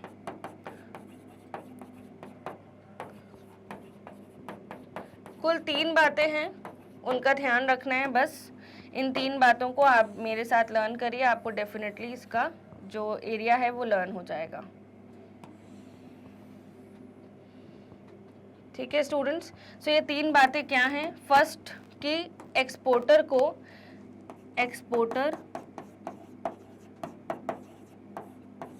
क्या करना पड़ेगा, जब भी वो प्रोडक्शन कर रहा है, he has to make production as per international quality standards, has to make goods or procure them as per international quality standards, ठीक है। अब ये हो चुका है, फिर एक्सपोर्टर को एक कानून का पालन करना पड़ता है। वो एक्ट कौन सा है, क्वालिटी कंट्रोल। ये जो एक्ट है students, this is quality control and inspection act, ठीक है। सो हम यहाँ पर इस एक्ट का पालन करना पड़ेगा, quality control and inspection act. India के सभी एक्सपोर्टर्स के लिए कानून बना हुआ है। इस कानून के हिसाब से ही आपकी सारी चीज़ें फैसिलिटेट होती हैं। And the third and the most important thing कि एक्सपोर्ट काउंसिल जो होती है ना, यहाँ पे जो मैंने आपको पढ़ाया था एक्सपोर्ट इंस्पेक्शन काउंसिल, ये एक्सपोर्टर को एक सर्टिफिकेट देती है। सो एक्सपोर्ट इंस्पेक्शन काउंसिल, ये मेंबर्स होते हैं जो एक्सपोर्टर्स को एक सर्टिफिकेट देंगे, ठीक है। सो एक्सपोर्टर्स को ये सर्टिफिकेट मिलता है, एक्सपोर्टर्स को एक्सपोर्ट सर्टिफिकेट मिलता है, ठीक है। सो एक्सपोर्ट सर्टिफिकेट मिलने के बाद ही एक्सपोर्ट परमिट की जाती है। एक्सपोर्ट सर्टिफिकेट मिलने के बाद ही क्या होती है students, export is permitted. Export certificate मिलने के बाद, ये वाली जो सर्टिफिकेट है ये मिलने के बाद ही एक्सपोर्ट परमिट की जाती है। ठीक है। सो आई होप आपको पॉइंट नंबर 5, 6 और 7 पूरे डिटेल में क्लियर है। ठीक है। सो अभी तक मैंने आपको क्या क्या पढ़ाया, अभी तक मैंने आपको पढ़ाया प्री शिपमेंट फाइनेंस, फिर हमने पढ़ा production and procurement of goods, और जब गुड्स प्रोड्यूस या प्रोक्योर हो गए फिर हमने प्री शिपमेंट इंस्पेक्शन कराया ताकि अब एक्सपोर्ट हो पाए। ठीक है। तो ये 7 पॉइंट्स हो चुके हैं, इसको एक बार लिख लीजिए, देन हम आगे बढ़ते हैं। So students, pre shipment inspection तक हमने पूरा अच्छे से लिख लिया है। अब प्री शिपमेंट इंस्पेक्शन के आगे भी इसके कुछ सेगमेंट्स हैं, यानी कि प्री शिपमेंट एक्सपेंस के प्री शिपमेंट इंस्पेक्शन के फर्दर बाइफिकेशंस। ठीक है। सो ये क्या है कि कैसे होता है प्री शिपमेंट के क्या मेथड्स हैं, तो 3 मेथड्स आपको बताए गए हैं। There are 3 methods of pre shipment expansion. First, consignment wise inspection. तो कंसाइनमेंट क्या होती है, कंसाइनमेंट आप लोग सब आप अभी सब छोटे छोटे से बच्चे हो, आपको ये बड़े बड़े टर्म्स नहीं समझ में आएंगे, इसलिए मैं आपको इजी भाषा में समझाती हूँ। जैसे मान लो कि एक इम्पोर्टर है, ठीक है, वो यूएसए में है, उसने इंडिया में स्पाइसेस का ऑर्डर दिया, ऑर्डर ऑफ इंडेंट। ठीक है। उसने एलओसी भी दे दिया। एक्सपोर्टर ने उन स्पाइसेस को बनाना चालू किया। एक्सपोर्टर ने उनके सुपर मॉल में रखने के लिए स्पाइसेस को बनाना चालू किया, वो खुद मैन्युफैक्चरर था। ठीक है। अब एक्सपोर्टर ने जितना भी इंपोर्टर ने ऑर्डर दिया था उसको रेडी किया। ठीक है, उसको रेडी किया, उसको पैक किया, उसको शिप पोर्ट पर भेजा। अब इंस्पेक्शन होने वाला था गुड्स का। ठीक है। सो वहाँ पर वो जो पूरा आइटम रेडी हुआ है, वो जो पूरा इंपोर्टर का ऑर्डर रेडी हुआ है, दैट विल बी कंसाइनमेंट। ठीक है। सो कंसाइनमेंट क्या होता है, इंपोर्ट करने से पहले जब पूरा ऑर्डर जो रेडी हो जाता है उसी को हम कंसाइनमेंट बोलते हैं। क्लियर हो गया आपको। So consignment wise inspection, in this method the exporter calls the inspectors from the export council after the goods are ready for dispatch. तो जैसे ही गुड्स रेडी फॉर डिस्पैच होते हैं, यानी कि अब वो भेजने के लिए तैयार है गुड्स, ठीक है, तो वो क्या बुलाता है, किसको बुलाता है, एक्सपोर्ट काउंसिल मेंबर्स को बुलाता है कि आओ और गुड्स का कंसाइनमेंट का इंस्पेक्शन कर लो। So the inspector checks each consignment of the finished goods and if he is satisfied then he issues a certificate of inspection. So first step होता है कि हम consignment के हिसाब से inspection कर रहे हैं। ठीक है। so इसको लिख लेंगे अपन शॉर्ट में।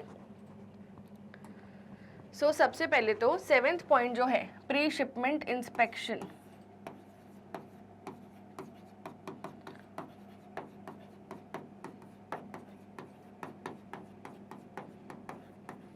सो प्री शिपमेंट इंस्पेक्शन 3 टाइप्स का होता है, 3 मेथड्स के थ्रू होता है। ये है हमारा मेथड नंबर 1, जिसका नाम है कंसाइनमेंट वाइज इंस्पेक्शन।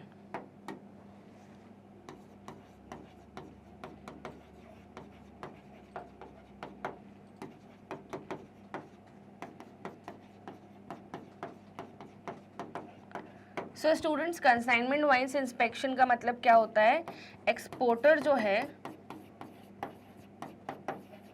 गुड्स का प्रोडक्शन करके गुड्स को क्या बनाता है, गुड्स जब रेडी टू डिस्पैच हो,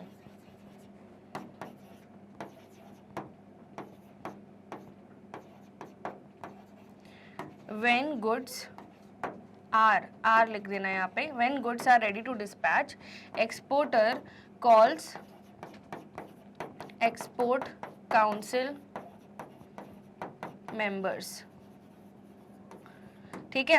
अब ये जो एक्सपोर्ट काउंसिल के मेंबर्स होते हैं ये क्या करते हैं, ये कंसाइनमेंट को चेक करते हैं, दे चेक द फिनिश गुड्स। ठीक है। और जब वो सेटिस्फाइड होते हैं, जब वो सेटिस्फाइड होते हैं तब वो एक्सपोर्टर को क्या दे देते हैं बच्चे, सर्टिफिकेट ऑफ इंस्पेक्शन। ठीक है। So this is the complete process first step में, ठीक है। तो जहाँ जहाँ एरोस लगे हैं इसको ध्यान देना कि कंसाइनमेंट वाइज इंस्पेक्शन कैसे होता है प्री शिपमेंट इंस्पेक्शन में। अब उसके बाद सेकंड है in process quality control. Now this is also tough but I will make it easy for you. So under this method the inspector inspect the quality during the production process while the goods are in the process of manufacturing, then only the inspector comes and inspects the quality, ठीक है। सो यहाँ पर क्या होता है, under this methods inspect the quality during the production, मतलब कि अभी प्रोडक्शन कंप्लीट नहीं हुआ है, एक्सपोर्टर प्रोडक्शन चालू कर चुका है, वर्क इन प्रोग्रेस है। क्या है, वर्क इन प्रोग्रेस है। जब गुड्स वर्क इन प्रोग्रेस में होते हैं सो क्या होता है, इंस्पेक्टर आता है एंड गुड्स की क्वालिटी चेक करता है, ठीक है। अब जिसमें वो क्या चेक करेगा, रॉ मटेरियल कैसा यूज़ किया है, टेक्नोलॉजी कौन सी यूज़ कर रहे हो आप, टाइप ऑफ मशीनरी कौन सी यूज़ कर रहे हो। अगर इंस्पेक्टर सेटिस्फाइड होता है तो इंस्पेक्शन सर्टिफिकेट दे देता है। So in process quality control ये सेकेंड प्री शिपमेंट इंस्पेक्शन का टाइप है।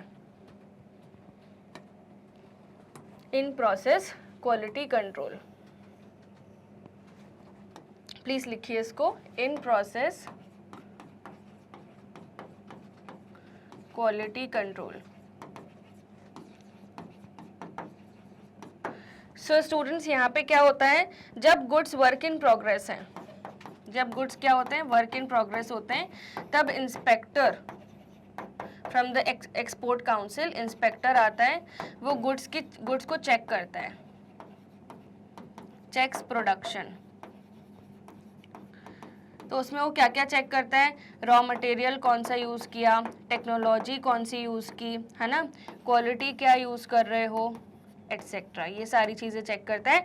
अब जब ये जो इंस्पेक्टर है ये सेटिस्फाई हो जाता है तो ये सर्टिफिकेट ऑफ इंस्पेक्शन का पॉजिटिव सर्टिफिकेट ग्रांट कर देता है, किसको ग्रांट कर देता है, हमारे एक्सपोर्टर को, ठीक है। बट ये ड्यूरिंग द प्रोडक्शन चेक होता है। ये कब चेक होता है, ड्यूरिंग द प्रोडक्शन, ठीक है। अब लास्ट प्री शिपमेंट एक्सपेंशन में एक और लास्ट है, लास्ट मेथड, ठीक है। 3 मेथड्स थे। सो लास्ट है self certification. Self certification is the easiest most. Reputed firms and large scale exporters themselves see to it that the international quality standards are maintained to improve the earning goodwill in the international market. They try to obtain international quality standard marks such as ISO 9000, ISO 2000. These firms acquire mechanism of quality assurance and testing facility. After self inspection, they may also approach the export inspection council to inspect the quality standards and issue a certificate, ठीक है। तो ये self certification मतलब आत्मनिर्भर होती हैं, ये वाले एक्सपोर्टर्स क्या होते हैं, आत्मनिर्भर। ये खुद से ही ऐसा प्रोडक्शन करते हैं जो इंटरनेशनल क्वालिटी को मीट करता है एंड इन लोग खुद ही स्टैंडर्ड्स के लिए अप्लाई कर देते हैं। इनके प्रोडक्ट्स जो होते हैं वो मार्क्स के साथ आते हैं, जैसे हमारे कुछ प्रोडक्ट्स होते हैं agro mark, ISI certification, hall mark. तो ये मार्क्स जो होते हैं स्टैंडर्डाइज प्रोडक्ट्स की निशानी होते हैं। सिमिलरली इंटरनेशनल क्वालिटी स्टैंडर्ड्स को मीट कर रहे हैं तो ये लोग ऐसे मार्क्स के लिए अप्लाई करते हैं, ISO 9000, ISO 2000, ठीक है। सो अगर ये मार्क्स आपके पास हैं तो मतलब आपकी गुडविल अच्छी है, ओके।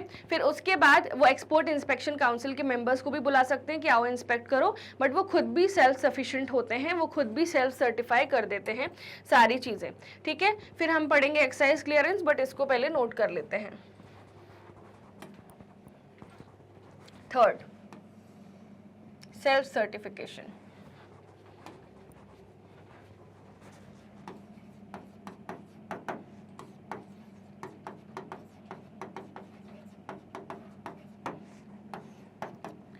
यहाँ पे जो एक्सपोर्टर होते हैं ये इंटरनेशनल क्वालिटी स्टैंडर्ड के हिसाब से प्रोडक्शन करते हैं और ISO 9000, ISO 2000, है ना, ISO, एक सेकेंड, ISO 9000, ISO 2000 ऐसे इंटरनेशनल सर्टिफिकेशंस लेके रखते हैं। एज वेल एज एक्सपोर्टर किसको बोलते हैं, इंस्पेक्टर को बोलते हैं, आइए चेक करिए, एंड अगर इंस्पेक्टर सेटिस्फाई होता है तो वो एक्सपोर्टर को सर्टिफिकेट ऑफ इंस्पेक्शन दे देता है, ठीक है। सो ये तीनों क्या हैं, ये तीनों हमारे प्री शिपमेंट इंस्पेक्शन के मेथड्स हैं। Method 1, method number 2 in process quality control and method number 3 self certification. ठीक है स्टूडेंट्स, मैं स्क्रीन से 1 मिनट के लिए बाहर जा रही हूँ, इसको ध्यान से देखिए एंड ये शॉर्ट नोट्स आपको बहुत हेल्प करेंगे while in during the examination, है ना। अब चलिए ये हो चुका है, अब एक्साइज से क्लियरेंस लेना पड़ेगा।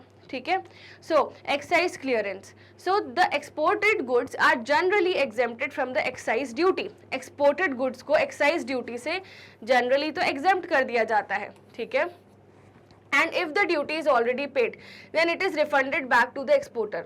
To get the exemption, exporters have to apply to excise commissioner along with the RCMC। अब मैंने बताया था आपको एक सर्टिफिकेट होता है, यस और नो। जब हम एक्सपोर्ट लाइसेंस के लिए अप्लाई करते हैं तो हमने कौन सा सर्टिफिकेट बनाए थे? 3। ठीक है, फर्स्ट हमने बनाया था IEC, import export code. Second हमने बनाया था RCMC, है ना, रजिस्ट्रेशन कम मेंबरशिप सर्टिफिकेट, जो टैक्स बेनिफिट अवेल करने के लिए है। एंड थर्ड हमने बनाया था ECGC को सर्टिफिकेट। ठीक है, that is for overseas payment and securing our payment. ठीक है, सो यहाँ पर और इवन फाइनेंस अवेल करने के लिए भी था ECGC। सो टैक्स बेनिफिट के लिए कौन सा सर्टिफिकेट था? RCMC। तो एक्साइज कमिश्नर को, एक्साइज किस पे लगता है? मैन्युफैक्चरिंग पे लगता है। सो एक्साइज कमिश्नर को आप एप्लीकेशन दोगे, ठीक है, अपने RCMC सर्टिफिकेट के साथ कि सर मैं ऑलरेडी मैन्युफैक्चरिंग पे, जब मैंने मैन्युफैक्चरिंग की थी मैं टैक्स पे कर चुका हूँ। ठीक है, अब मेरे को वापस मेरे को वापस एक्सपोर्टर को इम्पोर्टर को गुड सेंड करने हैं, तो मेरे को वापस ये पे करनी पड़ रही है। It is counting to double taxation. ठीक है, ये बहुत ही बड़े बड़े टर्म्स हैं। आप अभी बहुत ही छोटे लेवल पे हैं स्टूडेंट्स, यानी कि आपकी एजुकेशन पोस्ट ग्रेजुएशन लेवल की नहीं है, एंड ये कॉन्सेप्ट पोस्ट ग्रेजुएशन लेवल का आपकी बुक में दिया हुआ है। ठीक है, बट डोंट वरी, हम छोटी छोटी पॉइंट्स में समझेंगे। एक्साइज ड्यूटी मैन्युफैक्चरिंग पे लगती है, इतनी तो बात क्लियर है। अब एक्सपोर्टर जब मैन्युफैक्चरिंग करेगा तो उसे एक्साइज ड्यूटी पे करनी पड़ेगी, बट वो एक बार अगर पे कर रहा है, अब वो एक्साइज ड्यूटी भी पे कर रहा है, उसके साथ वो ट्रांसपोर्टेशन का प्रीशिपमेंट फाइनेंस भी उसको वापस भरपाई करनी पड़ेगी। उसके साथ साथ वो बैंक्स को भी कमीशन दे रहा है for availing that preshipment, for availing that LOC वाली थिंग, है ना, कि इंपोर्टर से पेमेंट लेने के लिए बैंक्स का इन्वॉल्वमेंट है, फिर बैंक्स को पेमेंट भी करनी है प्रीशिपमेंट फाइनेंस की, तो इतने खर्चे करेगा और टैक्स भी भरेगा सरकार को। सो इसलिए तो RCMC की फैसिलिटी आई थी कि टैक्स एग्जेम्पशन ले सके। सो एक्साइज कमिश्नर को एक्सपोर्टर एप्लीकेशन देता है कि मेरे ऑलरेडी बहुत खर्चे हो चुके हैं कंट्री की GDP बढ़ाने के लिए, एक्सपोर्ट करने से आपकी कंट्री को ही बेनिफिट हो रहा है। ठीक है, तो आप मुझे कम से कम एक्साइज ड्यूटी तो मेरी माफ कर दें। तो इससे क्या होता है, RCMC रजिस्ट्रेशन के साथ एप्लीकेशन देगा वो। If the exporter is already paid the excise duty तो उसको रिफंड मिल जाता है उसका। ठीक है, अब वो किसको अप्लाई करता है रिफंड के लिए? असिस्टेंट कमिश्नर ऑफ एक्साइज को। Assistant commissioner verifies the refund application, अगर वो सेटिस्फाइड है that the due amount is to be refunded back, तो वो वापस हो जाता है अमाउंट। ठीक है, तो मैन्युफैक्चरिंग के बाद ही एक्साइज ड्यूटी, मैन्युफैक्चरिंग के दौरान एक्साइज ड्यूटी पे करनी पड़ती है जब भी आप मैन्युफैक्चरिंग करते हो गुड्स की। ठीक है, सो मैन्युफैक्चरिंग पे जब अगर आप एक्साइज ड्यूटी पे कर चुके हो तो असिस्टेंट कमिश्नर ऑफ एक्साइज को एप्लीकेशन दो, आपका मनी रिफंड हो जाएगा। अगर आपको एग्जेम्प्ट करवानी है, जस्ट डबल टैक्सेशन ना हो, तो फिर आप एग्जेम्प्ट भी करवा सकते हो। सो RCMC was the only benefit which was super beneficial in this case, तो एक्साइज क्लियरेंस लेना पड़ेगा। ठीक है, सो हमारा जो नेक्स्ट स्टेप है that is obtaining excise clearance. 8th,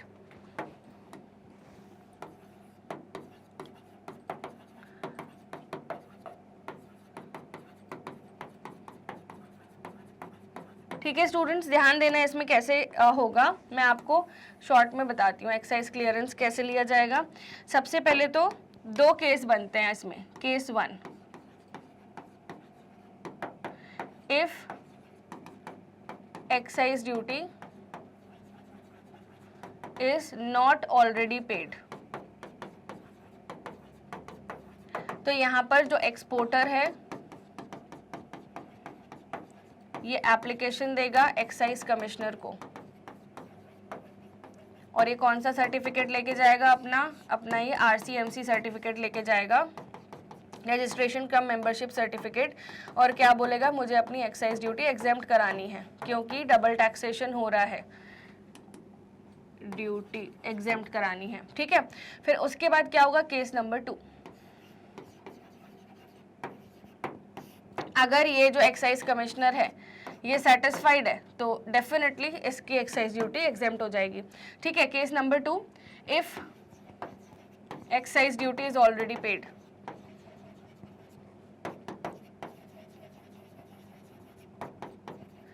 तो यहाँ पर जो स्टूडेंट्स एक्सपोर्टर होता है ये क्या करता है, रिफंड की एप्लीकेशन देता है कि मेरा पैसा वापस करिए। किसको देता है, असिस्टेंट कमिश्नर ऑफ एक्साइज को।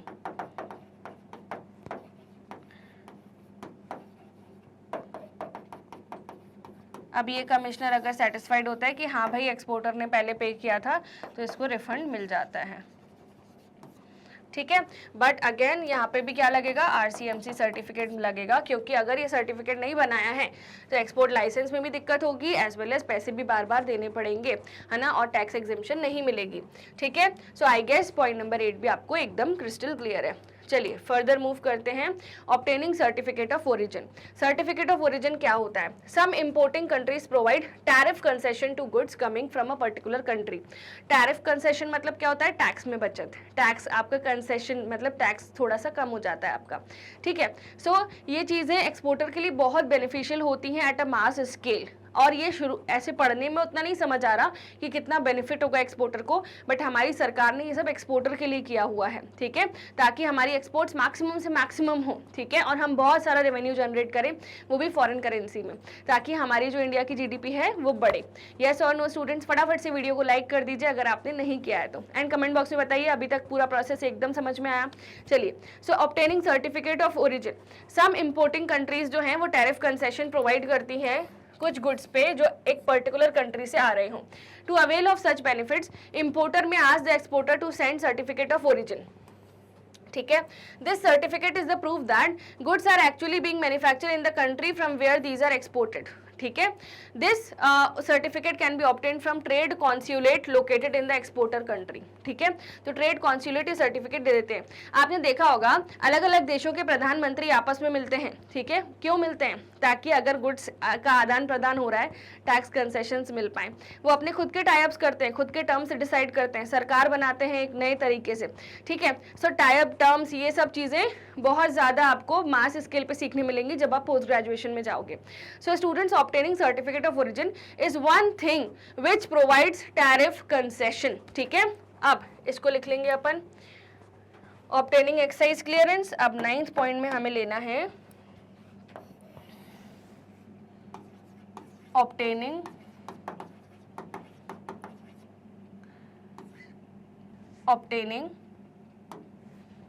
certificate of origin।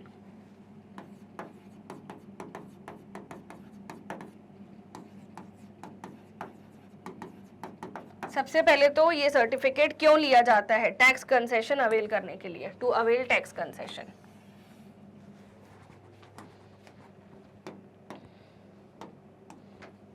For tax concession,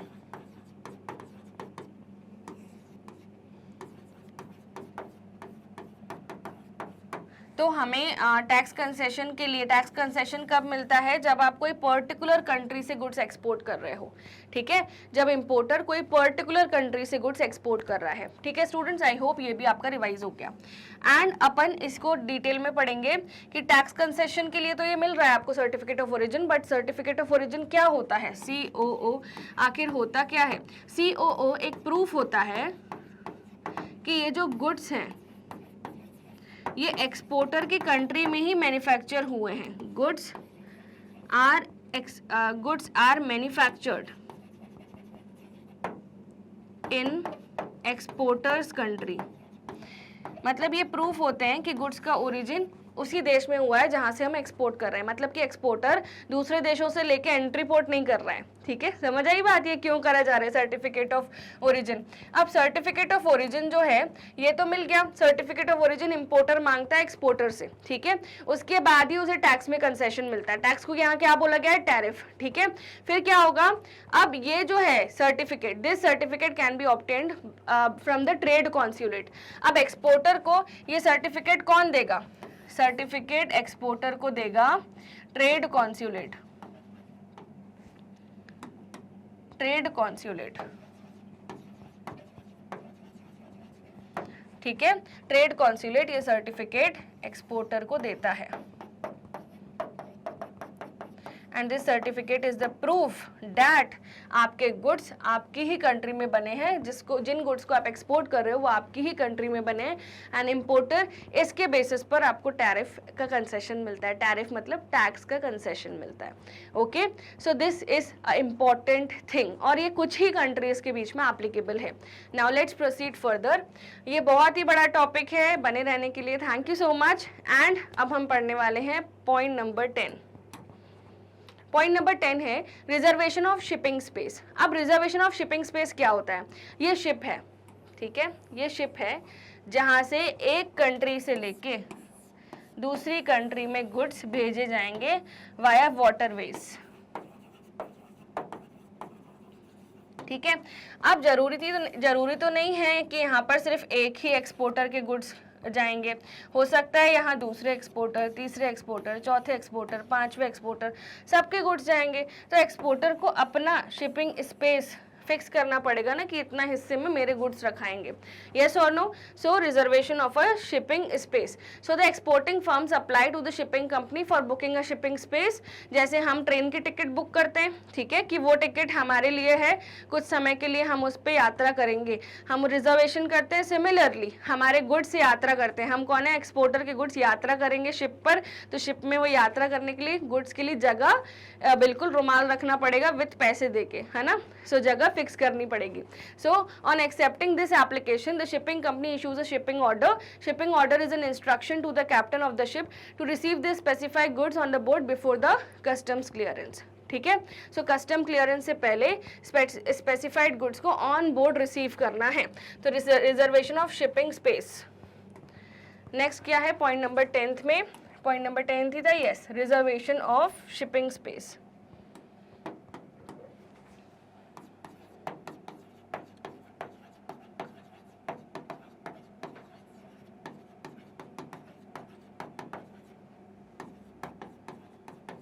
ठीक है, तो ये हमें कब करना पड़ता है? सबसे पहले कस्टम क्लियरेंस के पहले। सो एक्सपोर्टर क्या करते हैं? एक्सपोर्टर शिपिंग कंपनी को कॉल करके रिजर्वेशन करवाते हैं कि हमें इस शिप में हमारा ये हिस्सा होना चाहिए, ये हमारा स्पेस होना चाहिए, ठीक है, जिसमें हमारे क्या जाएंगे, गुड्स जाएंगे इंपोर्टर की कंट्री में, ठीक है। तो शिपिंग कंपनी क्या करती है? शिपिंग कंपनी अपने कैप्टन को बोलती है कि आप इनके गुड्स यहाँ पे रखवा देना कस्टम क्लियरेंस के पहले। This is to be done before custom clearance. और ऑर्डर नंबर वगैरह भेज देती है, ठीक है। क्लियर हो गया आपको ये भी बात? नाउ ये हो गया अपना पॉइंट नंबर 10। अब आगे बढ़ते हैं स्टूडेंट्स पॉइंट नंबर 11 पर, पैकिंग एंड फॉरवर्डिंग। अब गुड्स फाइनली फॉरवर्ड किए जाएंगे। So the goods are then properly packed, marked with necessary details such as name, address of the importer, gross and net weight, port of the shipment, destination etcetera. तो सारी चीज़ें mark करी जाती हैं, सारे credentials लिखे जाते हैं उन गुड्स पे। जैसे हम कुछ कुरियर करते हैं तो हम उस पर सारी पिन कोड, फ़ोन नंबर वगैरह नहीं लिखते, एड्रेस वगैरह, सेम। बस आप दूसरे देश में कुरियर कर रहे हो और कुरियर का माध्यम क्या है? शिप्स, ठीक है। सो ये जो है सारी चीज़ें लिखी जाती हैं। On loading the goods into railway wagon the railway authority issues railway receipt which serves as the title of goods. The exporter endorses the receipt in the favour of the agent to enable him to take the delivery of the goods. तो railway के through वो goods port तक जाते हैं और port से फिर वो इम्पोर्टर की कंट्री में जाते हैं। सो हम सबसे पहले क्या करते हैं? पैकिंग एंड फॉरवर्डिंग, ठीक है। सो 11th स्टेप में क्या होता है स्टूडेंट्स? 11th स्टेप में होता है पैकिंग एंड फॉरवर्डिंग।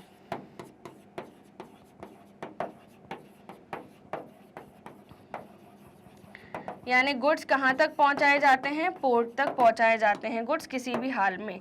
सारी डिटेल्स वगैरह लिखी जाती हैं गुड्स पर। क्या लिखी जाती है स्टूडेंट्स? डिटेल्स लिखी जाती हैं, ठीक है।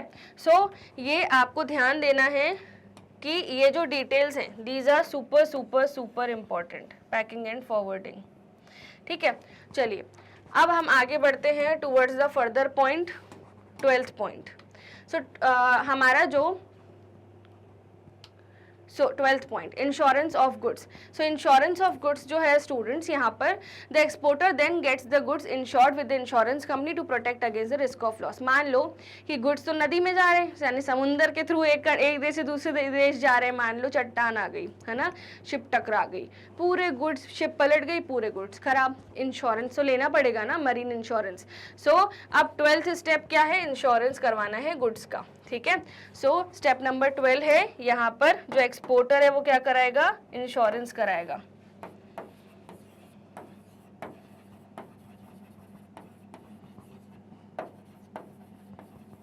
है ना, इंपोर्ट करने से पहले इंश्योरेंस कराना बहुत ही ज़रूरी है, ठीक है students. So this is also important. अब आते हैं हम पॉइंट नंबर 13 पर। सो पॉइंट नंबर 13 है customs clearance. This is very very important. Customs clearance नहीं मिलेगा तो समझो कुछ भी नहीं है, फिर वापस जाएगा सब सामान, ठीक है। So to obtain the customs clearance the exporter prepares a shipping bill. तो कस्टम क्लियरेंस के लिए एक्सपोर्टर एक बिल तैयार करता है, शिपिंग बिल, ठीक है। अब ये जो शिपिंग बिल है इसमें डिटेल्स होती हैं गुड्स के बारे में, ठीक है, जो पोर्ट पर गुड्स भेजे जा रहे हैं उसके बारे में, the country of final destination, यानी किस कंट्री में आप ये गुड्स भेज रहे हो, ठीक है।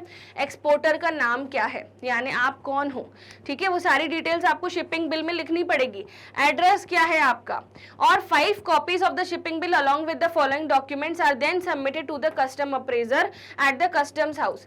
एक्सपोर्ट कॉन्ट्रैक्ट और export order, letter of credit, commercial invoice, और इसके बाद 4th and 5th क्या है, certificate of origin, certificate of inspection, marine insurance policy, ठीक है।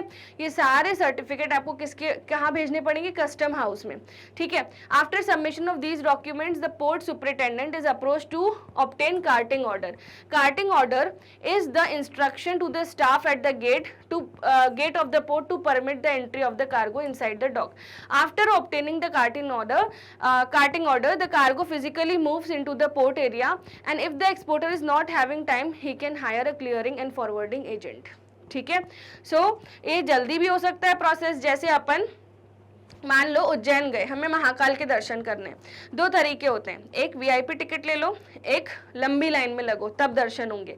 सो यहाँ पे भी 2 प्रोसेस है, एक्सपोर्ट करना है, कस्टम क्लियरेंस का एक लंबा वाला रूट है और एक छोटा सा रूट है। छोटा रूट क्या है, क्लियरिंग फॉरवर्डिंग एजेंट अपॉइंट कर लो, वो आपके लिए सब कुछ कर देगा, ठीक है, आप बस बैठे रहो।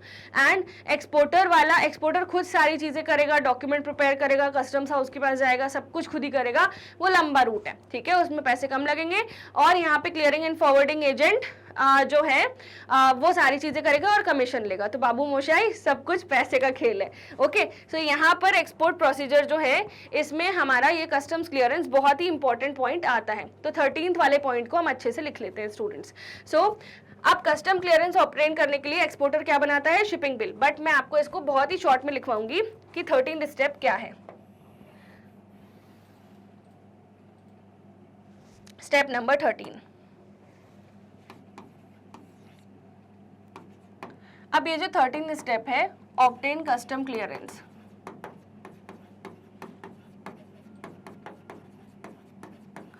एक है शॉर्टकट रूट, एक है लॉन्ग रूट। शॉर्ट रूट, सबसे पहले हम लॉन्ग रूट पढ़ेंगे क्योंकि वो टफ है, फिर हम शॉर्ट रूट पढ़ेंगे, और दूसरा है शॉर्ट रूट, ठीक है स्टूडेंट्स। सो लॉन्ग रूट क्या होता है, शॉर्ट रूट क्या होता है, अभी के अभी क्लियर हो जाएगा आपको।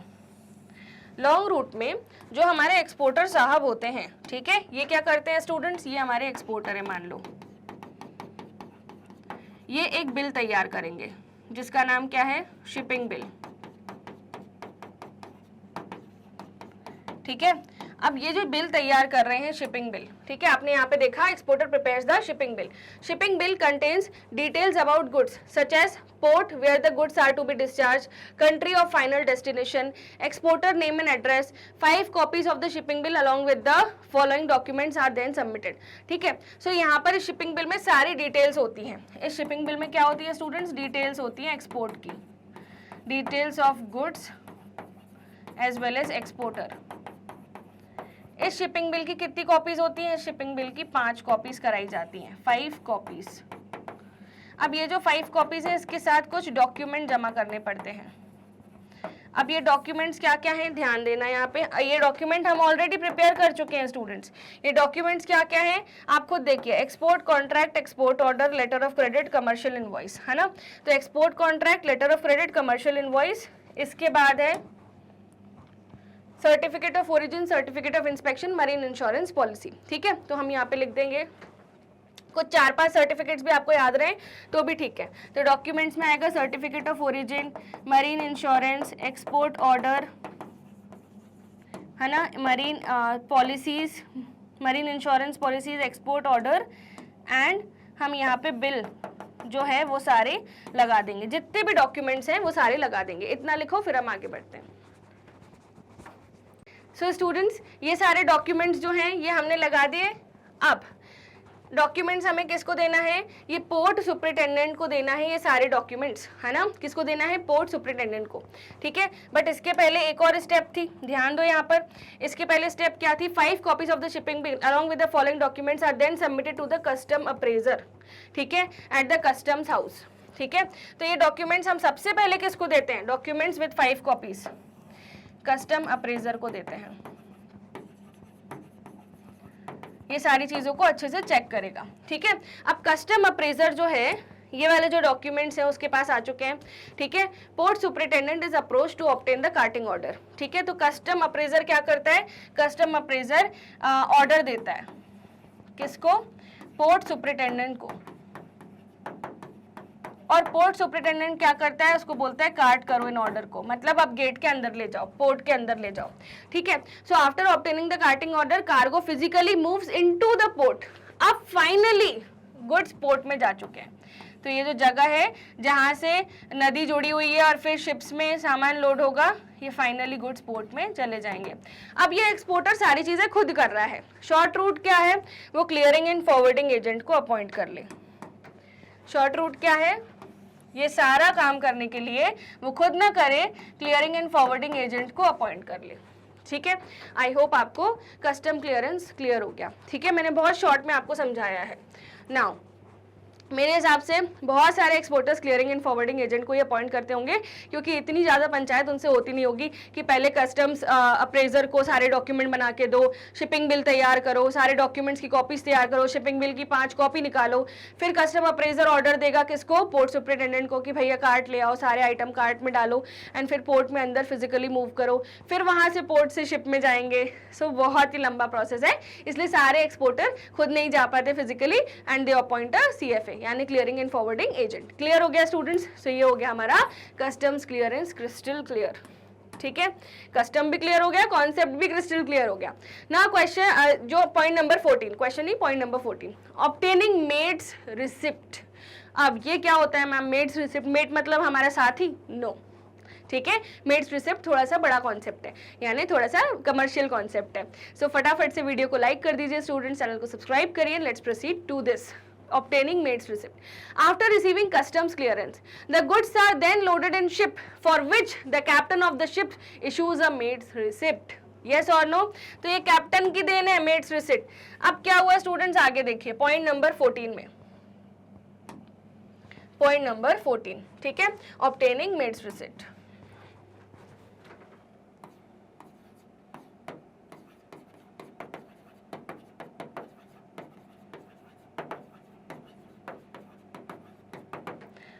स्टूडेंट्स, जब आप मेड्स रिसिप्ट की बात कर रहे हैं तो मेड्स रिसिप्ट की सबसे पहले तो हम ये देखेंगे मेड्स रिसिप्ट होता क्या है और कौन बनाता है। मेड्स रिसिप्ट बनाता है captain of the ship. But I hope कि आप भूले ना हो कि ये कैसे, यहाँ तक कैसे पहुंचे गुड्स, है ना। तो एक्सपोर्टर है,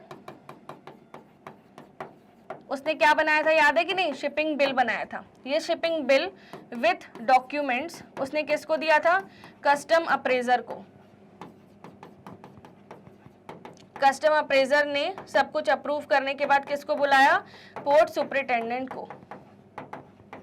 ठीक है, पोर्ट सुपरिटेंडेंट को क्या दिया, कार्टिंग ऑर्डर, कि सारे आइटम को कार्ट में लोड करो। अब ये मान लो ये पोर्ट का गेट है, ठीक है, यहाँ से पोर्ट है और यहाँ से पूरी नदी है और यहाँ पे शिप्स हैं जहाँ से गुड्स जो हैं एक्सपोर्ट होंगे। तो कार्टिंग ऑर्डर में क्या हुआ, कार्टिंग ऑर्डर में ये जो पोर्ट सुपरिटेंडेंट है ये एक्सपोर्टर के गुड्स कार्ट में डाल के फिजिकली यहाँ पे लेके जाएगा, ठीक है।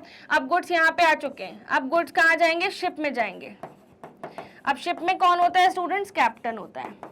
कैप्टन को ये क्या दिखाएगा, शिपिंग बिल वगैरह ये सब दिखाएगा, एंड एक नंबर होता है वो दिखाएंगे। बस ये जो कैप्टन है स्टूडेंट्स, इसके पास अब गुड्स आ चुके हैं तो ये क्या दे देगा, मेट्स रिसिप्ट, कि मैं आपका साथी हूँ शिप का, मैं आपका मेट हूँ, और ये है मेरी रसीद कि आपके गुड्स मेरी निगरानी में हैं, एंड मैं इन गुड्स का अच्छे से डिलीवरी करके आऊँगा, क्योंकि वही चला रहा होता है शिप को, तो उसी की रिस्पॉन्सिबिलिटी है सारे गुड्स ध्यान से पहुंचे, ठीक है। सो मेट्स रिसिप्ट दे देता है कौन, कैप्टन ऑफ द शिप, कि गुड्स शिप में चढ़ चुके हैं, ठीक है। सो आप जब ट्रेन में चढ़ जाते हैं, ठीक है, तो वो आपको क्या मिलती है, कुछ भी नहीं मिलता, क्योंकि आपकी रिजर्वेशन पहले से हो जाती है। यहाँ पे गुड्स शिप में चढ़ चुके हैं तो आपको मेट्स रिसिप्ट देगा कैप्टन, ठीक है। बट अगर आप ट्रेन में चढ़ जाते हैं और ट्रेन हुई राजधानी, तो आपको खाने पीने को भी तो मिलेगा, भूलना मत, ठीक है। सो ये भी एक चीज है। सो ऑब्टेनिंग मेट्स रिसिप्ट मिल गई। फिर उसके बाद it contains the details regarding name of the vessel, berth, date, berth मतलब क्या, जैसे हमारी ट्रेन में बर्थ होती है, वैसे जहाँ पे गुड्स रखे जाएंगे एक्सपोर्टर के, उसको बोलेंगे बर्थ, ठीक है। सो date of shipment, description of the package, port superintendent on the receipt of port dues hands over the mates receipt to the clearing and forwarding agent। अब यहाँ पे ये जो mates receipt है, ये जो पोर्ट सुपरिटेंडेंट है वही लेके गया था गुड्स, तो पोर्ट सुपरिटेंडेंट ये मेट्स रिसिप्ट जाके किसको दे देता है, क्लियरिंग एंड फॉरवर्डिंग एजेंट को या फिर कस्टम अप्रेजर को, ठीक है। तो उसको ये मेट्स रिसिप्ट देता है कि सर गुड्स लोड हो चुके हैं शिप में, अब तो चिड़िया चुग गई खेत, अब गुड्स वापस आने में बहुत टाइम लग जाएगा अगर कुछ गलती हो गई तो, ठीक है। अब उसके बाद 15th step, payment of freight and insurance and bill of lading. After the loading of goods on the ship, the exporter goes to the office of the shipping company. जैसे ही गुड्स शिप पे load हो जाते हैं, ठीक है, तो exporter shipping company के ऑफिस जाता है, ठीक है। There he surrenders the mate's receipt, और शिपिंग कंपनी को क्या देता है, मेट्स रिसिप्ट, कि सर आपके शिप में सामान लोड हो चुका है, and in return the shipping company issues him a bill of lading, ठीक है। सो अब स्टूडेंट्स यहाँ पे 15th स्टेप में क्या हुआ देखिए, issue of bill of lending.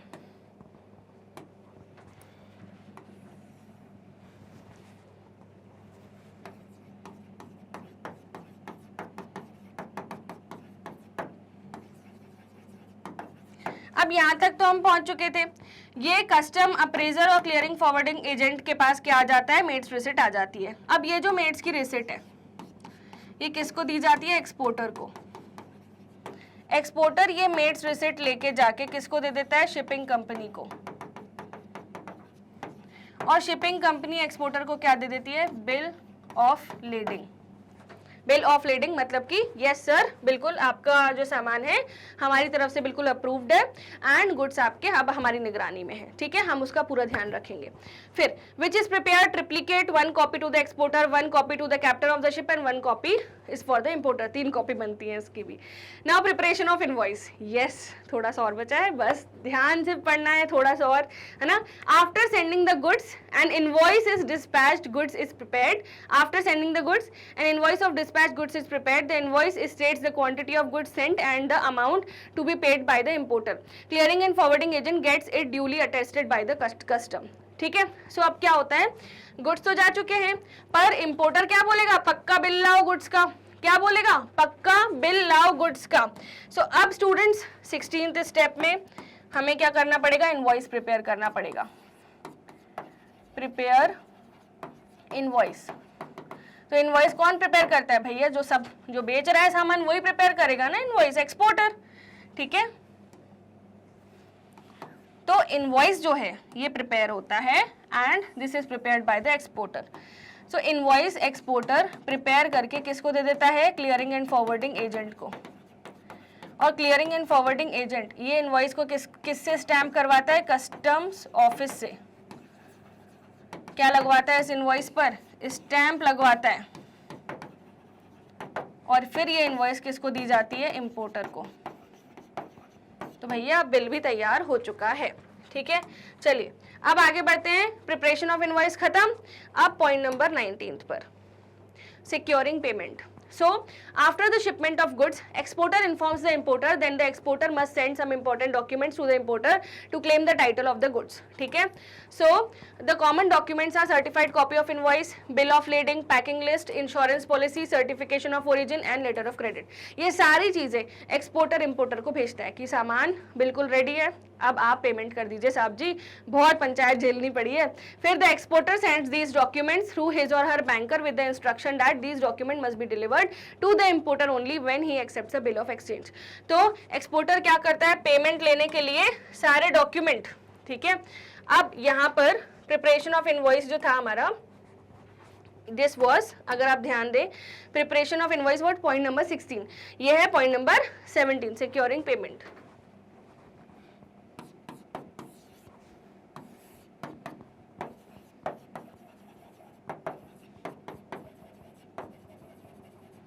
So exporter sends all the documents to the importer via bank. Documents की लिस्ट मैंने आपको दे दी कि सारे डॉक्यूमेंट्स, इनवॉइस हो गया, बिल ऑफ लेडिंग हो गया, एलओसी हो गया, invoice, bill of lading, letter of credit, है ना. ये सारे जो डॉक्यूमेंट्स हैं, इंश्योरेंस,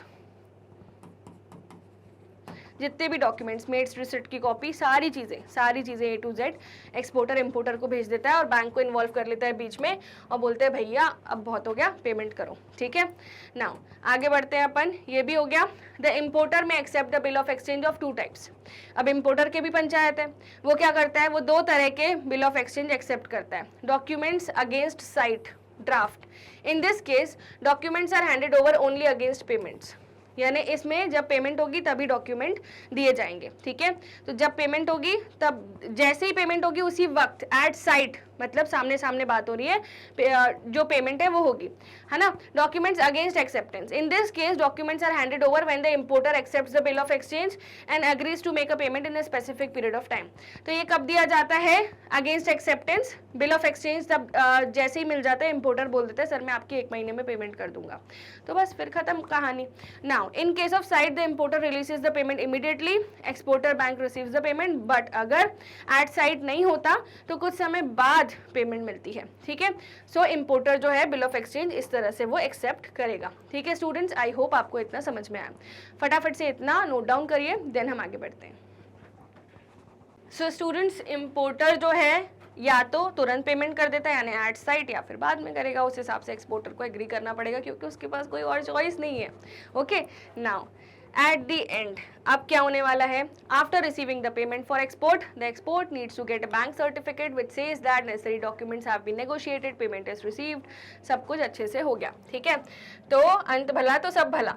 तो यहाँ पर बस इसके बाद क्या होता है, एक्सपोर्ट कंप्लीट हो जाती है ऑन पेमेंट.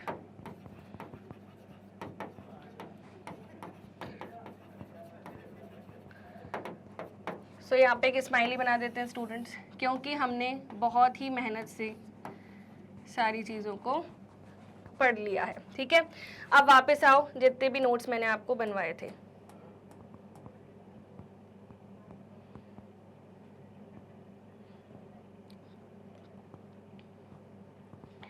अब स्टूडेंट्स हमने चालू किया था रिसिट ऑफ इंक्वायरी से. ठीक है. यहाँ पे क्या कर रहा है इंपोर्टर जो है, सबसे पहले फटाफट से शॉर्ट में मैं आपको पूरा प्रोसेस समझाती हूँ. अगर आपने शुरू से कोई भी पॉइंट मिस किया होगा यहाँ पे रिवाइज हो जाएगा. चलो फटाफट से इसको रिवाइज कर लेते हैं. सबसे पहले एक्सपोर्ट प्रोसीजर जो है उसका फर्स्ट स्टेप है receipt of inquiry and sending quotation. तो इंपोर्टर जी जो है, यानी कि जिनको गुड्स खरीदना है दूसरे देश से, वो क्या करते हैं, एक्सपोर्टर को इंक्वायरी करते हैं कि सर आपके पास ये गुड्स अवेलेबल है क्या, हमें ये स्पेसिफिकेशन चाहिए, क्या आप ऑर्डर प्लेस कर पाओगे, ऑर्डर फुलफिल कर पाओगे, सॉरी, एंड क्या आप इतने टाइम में डिलीवरी दे पाओगे. तो एक्सपोर्टर क्या करता है, कोटेशन भेजता है, प्रो फॉर्मा इनवॉइस भेजता है कि हाँ सर हम कर पाएंगे, ये हमारा कोटेशन है. अब इंपोर्टर कोटेशन को रीड करता है और फिर उसके बाद क्या बोलता है कि सर ये हमारा ऑर्डर ऑफ इंडेंट है, यानी अब हम ऑर्डर प्लेस करना चाहते हैं. ठीक है. अभी पेमेंट वगैरह नहीं हुई है, बस ऑर्डर दिया है. अब ऑर्डर जैसे ही आ जाता है फिर क्या होता है, इंपोर्टर की क्रेडिट वर्दीनेस चेक होती है कि जिसको हम गुड्स बेच रहे हैं दूसरे देश में, वो पेमेंट करता भी है या नहीं, डिफॉल्टर तो नहीं है. और उसके साथ साथ हम क्या ऑब्टेन करते हैं, एलओसी. ठीक है. तो एलओसी ऑब्टेन करने से क्या होता है, बैंक इन्वॉल्व हो जाती है, इसलिए पूरे बैकग्राउंड वेरिफिकेशन चेक हो जाता है, लेटर ऑफ क्रेडिट. अब उसके बाद क्या होता है, हम एक्सपोर्ट लाइसेंस लेते हैं। एक्सपोर्ट लाइसेंस के बाद क्या होता है स्टूडेंट्स, एक्सपोर्ट लाइसेंस कैसे लिया जाता है? सबसे पहले हम आईईसी कोड, आरसीएमसी रजिस्ट्रेशन और रजिस्ट्रेशन एट ईसीजीसी, ये तीनों चीजें करवाते हैं। ये सब मैं आपको डिटेल में पढ़ा चुकी हूँ, ठीक है। अब उसके बाद एक आईसी कोड होता है, import export code, RCMC registration tax exemption के लिए होता है, और ईसीजीसी सर्टिफिकेशन जो है यानी रजिस्ट्रेशन जो है वो किस लिए होता है? ओवरसीज पेमेंट को सिक्योर करने के लिए as well as finance obtain करने के लिए। फिर उसके बाद क्या होता है? प्री शिपमेंट फाइनेंस लेते हैं, रॉ मटेरियल प्रोक्योर करने का फाइनेंस, ट्रांसपोर्टेशन का फाइनेंस, ये सब खर्चे मीटअप करने के लिए एक्सपोर्टर बैंक से प्री शिपमेंट फाइनेंस लेता है। फिर प्री शिपमेंट फाइनेंस का प्री शिपमेंट का इंस्पेक्शन होता है। कैसे इंस्पेक्शन होता है स्टूडेंट्स? सबसे पहले तो इंस्पेक्शन 3 तरीके से होता है, बट इसके पहले एक और है, production and procurement of goods. तो यहाँ पे क्या होता है? एक्सपोर्टर अगर मैन्युफैक्चरर है तो वो क्या करता है? खुद मैन्युफैक्चर करता है प्रोडक्ट, और अगर वो मैन्युफैक्चरर नहीं है तो प्रोक्योर करता है डिफरेंट मैन्युफैक्चरर से, ठीक है। फिर क्या होता है? प्री शिपमेंट का इंस्पेक्शन होता है। इंस्पेक्शन कैसे होता है? 3 मेथड से। Consignment wise inspection. Consignment wise inspection मतलब कि एक्सपोर्टर जो है जैसे ही गुड्स प्रोड्यूस हो जाते हैं और कंसाइनमेंट रेडी हो जाती है, रेडी टू डिस्पैच होते हैं गुड्स, तो वो एक्सपोर्ट काउंसिल के मेंबर्स को बुलाता है। एक्सपोर्ट काउंसिल के मेंबर्स चेक करते हैं फिनिश गुड्स को, फिर वो अगर सेटिस्फाइड है तो सर्टिफिकेट ऑफ इंस्पेक्शन दे देंगे। नेक्स्ट, प्रोडक्शन के बीच में इंस्पेक्शन होता है, यस, उसको क्या बोलते हैं? In process quality control.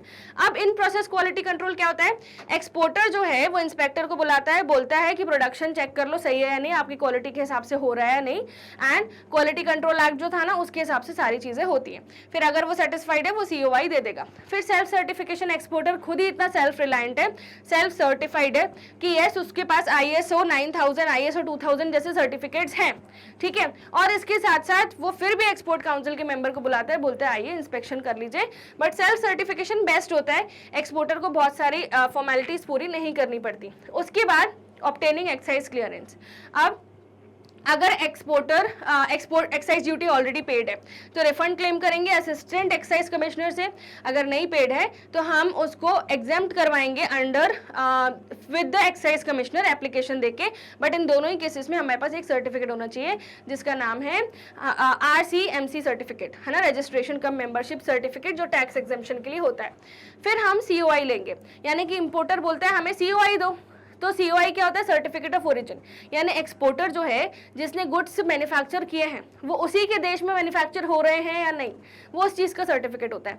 कौन देता है सर्टिफिकेट? Trade consulate. किसको देता है? एक्सपोर्टर को। एक्सपोर्टर किसको देगा? इंपोर्टर को। क्लियर हो गया ये भी? नाउ इसके बाद क्या होता है स्टूडेंट्स? इसके बाद रिजर्वेशन होता है शिपिंग स्पेस का। तो यहाँ पर हम जो जिस शिप में सामान लोड होकर इंपोर्टर तक पहुंचेगा उसमें अपनी बर्थ को रिजर्व कर लेते हैं। फिर उसके बाद क्या होता है? 11 पॉइंट में पैकिंग एंड फॉरवर्डिंग। पैक होता है, इंश्योरेंस होता है गुड्स का, और फिर कस्टम क्लियरेंस लेनी पड़ती है। कस्टम क्लियरेंस जस्ट मैंने अभी समझाई है, इसलिए डिटेल में दोबारा नहीं समझा रही हूँ, ठीक है।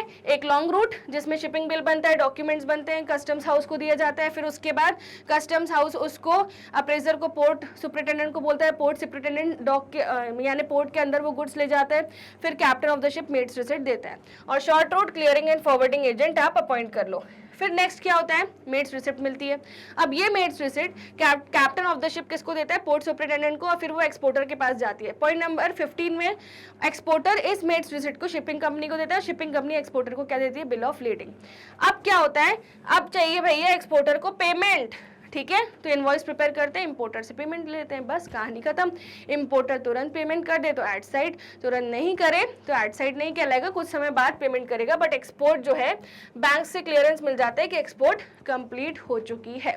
इसको क्या बोलते हैं कि अ bank certificate which says that the necessary documents have been negotiated and the payment is received as per the exchange control regulations, ठीक है। तो ये हो गया कंप्लीट हमारा export procedure, and I hope कि आपको ये समझ आया। आई नो स्टूडेंट्स आप सब क्या बोलेंगे, मैम इतना बड़ा प्रोसेस हमें कैसे याद होगा? याद हो जाएगा, 1-2 बार पढ़ोगे याद हो जाएगा, रीड आउट करोगे तो भी याद हो जाएगा। Just focus on the crux, हमारे डॉक्यूमेंट्स इंपॉर्टेंट कौन से होते हैं, ये सारी चीज़ों पे फोकस करिए, okay. So students, magnet brains इकलौता ऐसा प्लेटफॉर्म है जो आपको प्रोवाइड करता है हाई क्वालिटी एजुकेशन, 100% फ्री, वो भी डिटेल में हम आपको पढ़ाते हैं, एंड कुछ भी हम आपसे चार्ज नहीं करते। Classes from KG to class 12th are taught you on this channel, and वो भी for CBSE board, fully organize complete course along with daily practice problems. Hindi medium channel भी है हमारा, जहाँ पर हम Delhi, UP, Bihar, MP and Rajasthan board की क्लासेस आपको प्रोवाइड करते हैं, जैसा कि यहाँ मेंशन्ड है। एंड स्टूडेंट्स, वहाँ हम पढ़ाते हैं आपको हिंदी मीडियम चैनल पर from class 6 to class 12, those are also 100% free. And Vedic maths, spoken English के एक्स्ट्रा कोकरिकुलर कोर्सेज भी हैं if you want to see. And इसके अलावा students, we also provide crash course, जो आपका जस्ट स्टार्ट ही होगा, as this is the last chapter, तो सून क्रैश कोर्स भी स्टार्ट होगा। And students, e notes and e books भी आपको मिलते हैं, जिसकी लिंक डिस्क्रिप्शन बॉक्स में अवेलेबल है। क्रैश कोर्स क्लास 12 के लिए होता है वैसे। एंड इसके अलावा स्टूडेंट्स, हमारे जो अदर सोशल मीडिया हैंडल्स हैं, Facebook, Instagram, Twitter and WhatsApp, ये भी आपको जरूर फॉलो करना है। एंड इस चैनल को अगर लाइक नहीं किया तो लाइक करिए, सब्सक्राइब करिए, इस वीडियो को भी लाइक करिए, शेयर करिए अपने फ्रेंड्स के साथ, एंड मिलते हैं नेक्स्ट सेशन में। Thank you so much.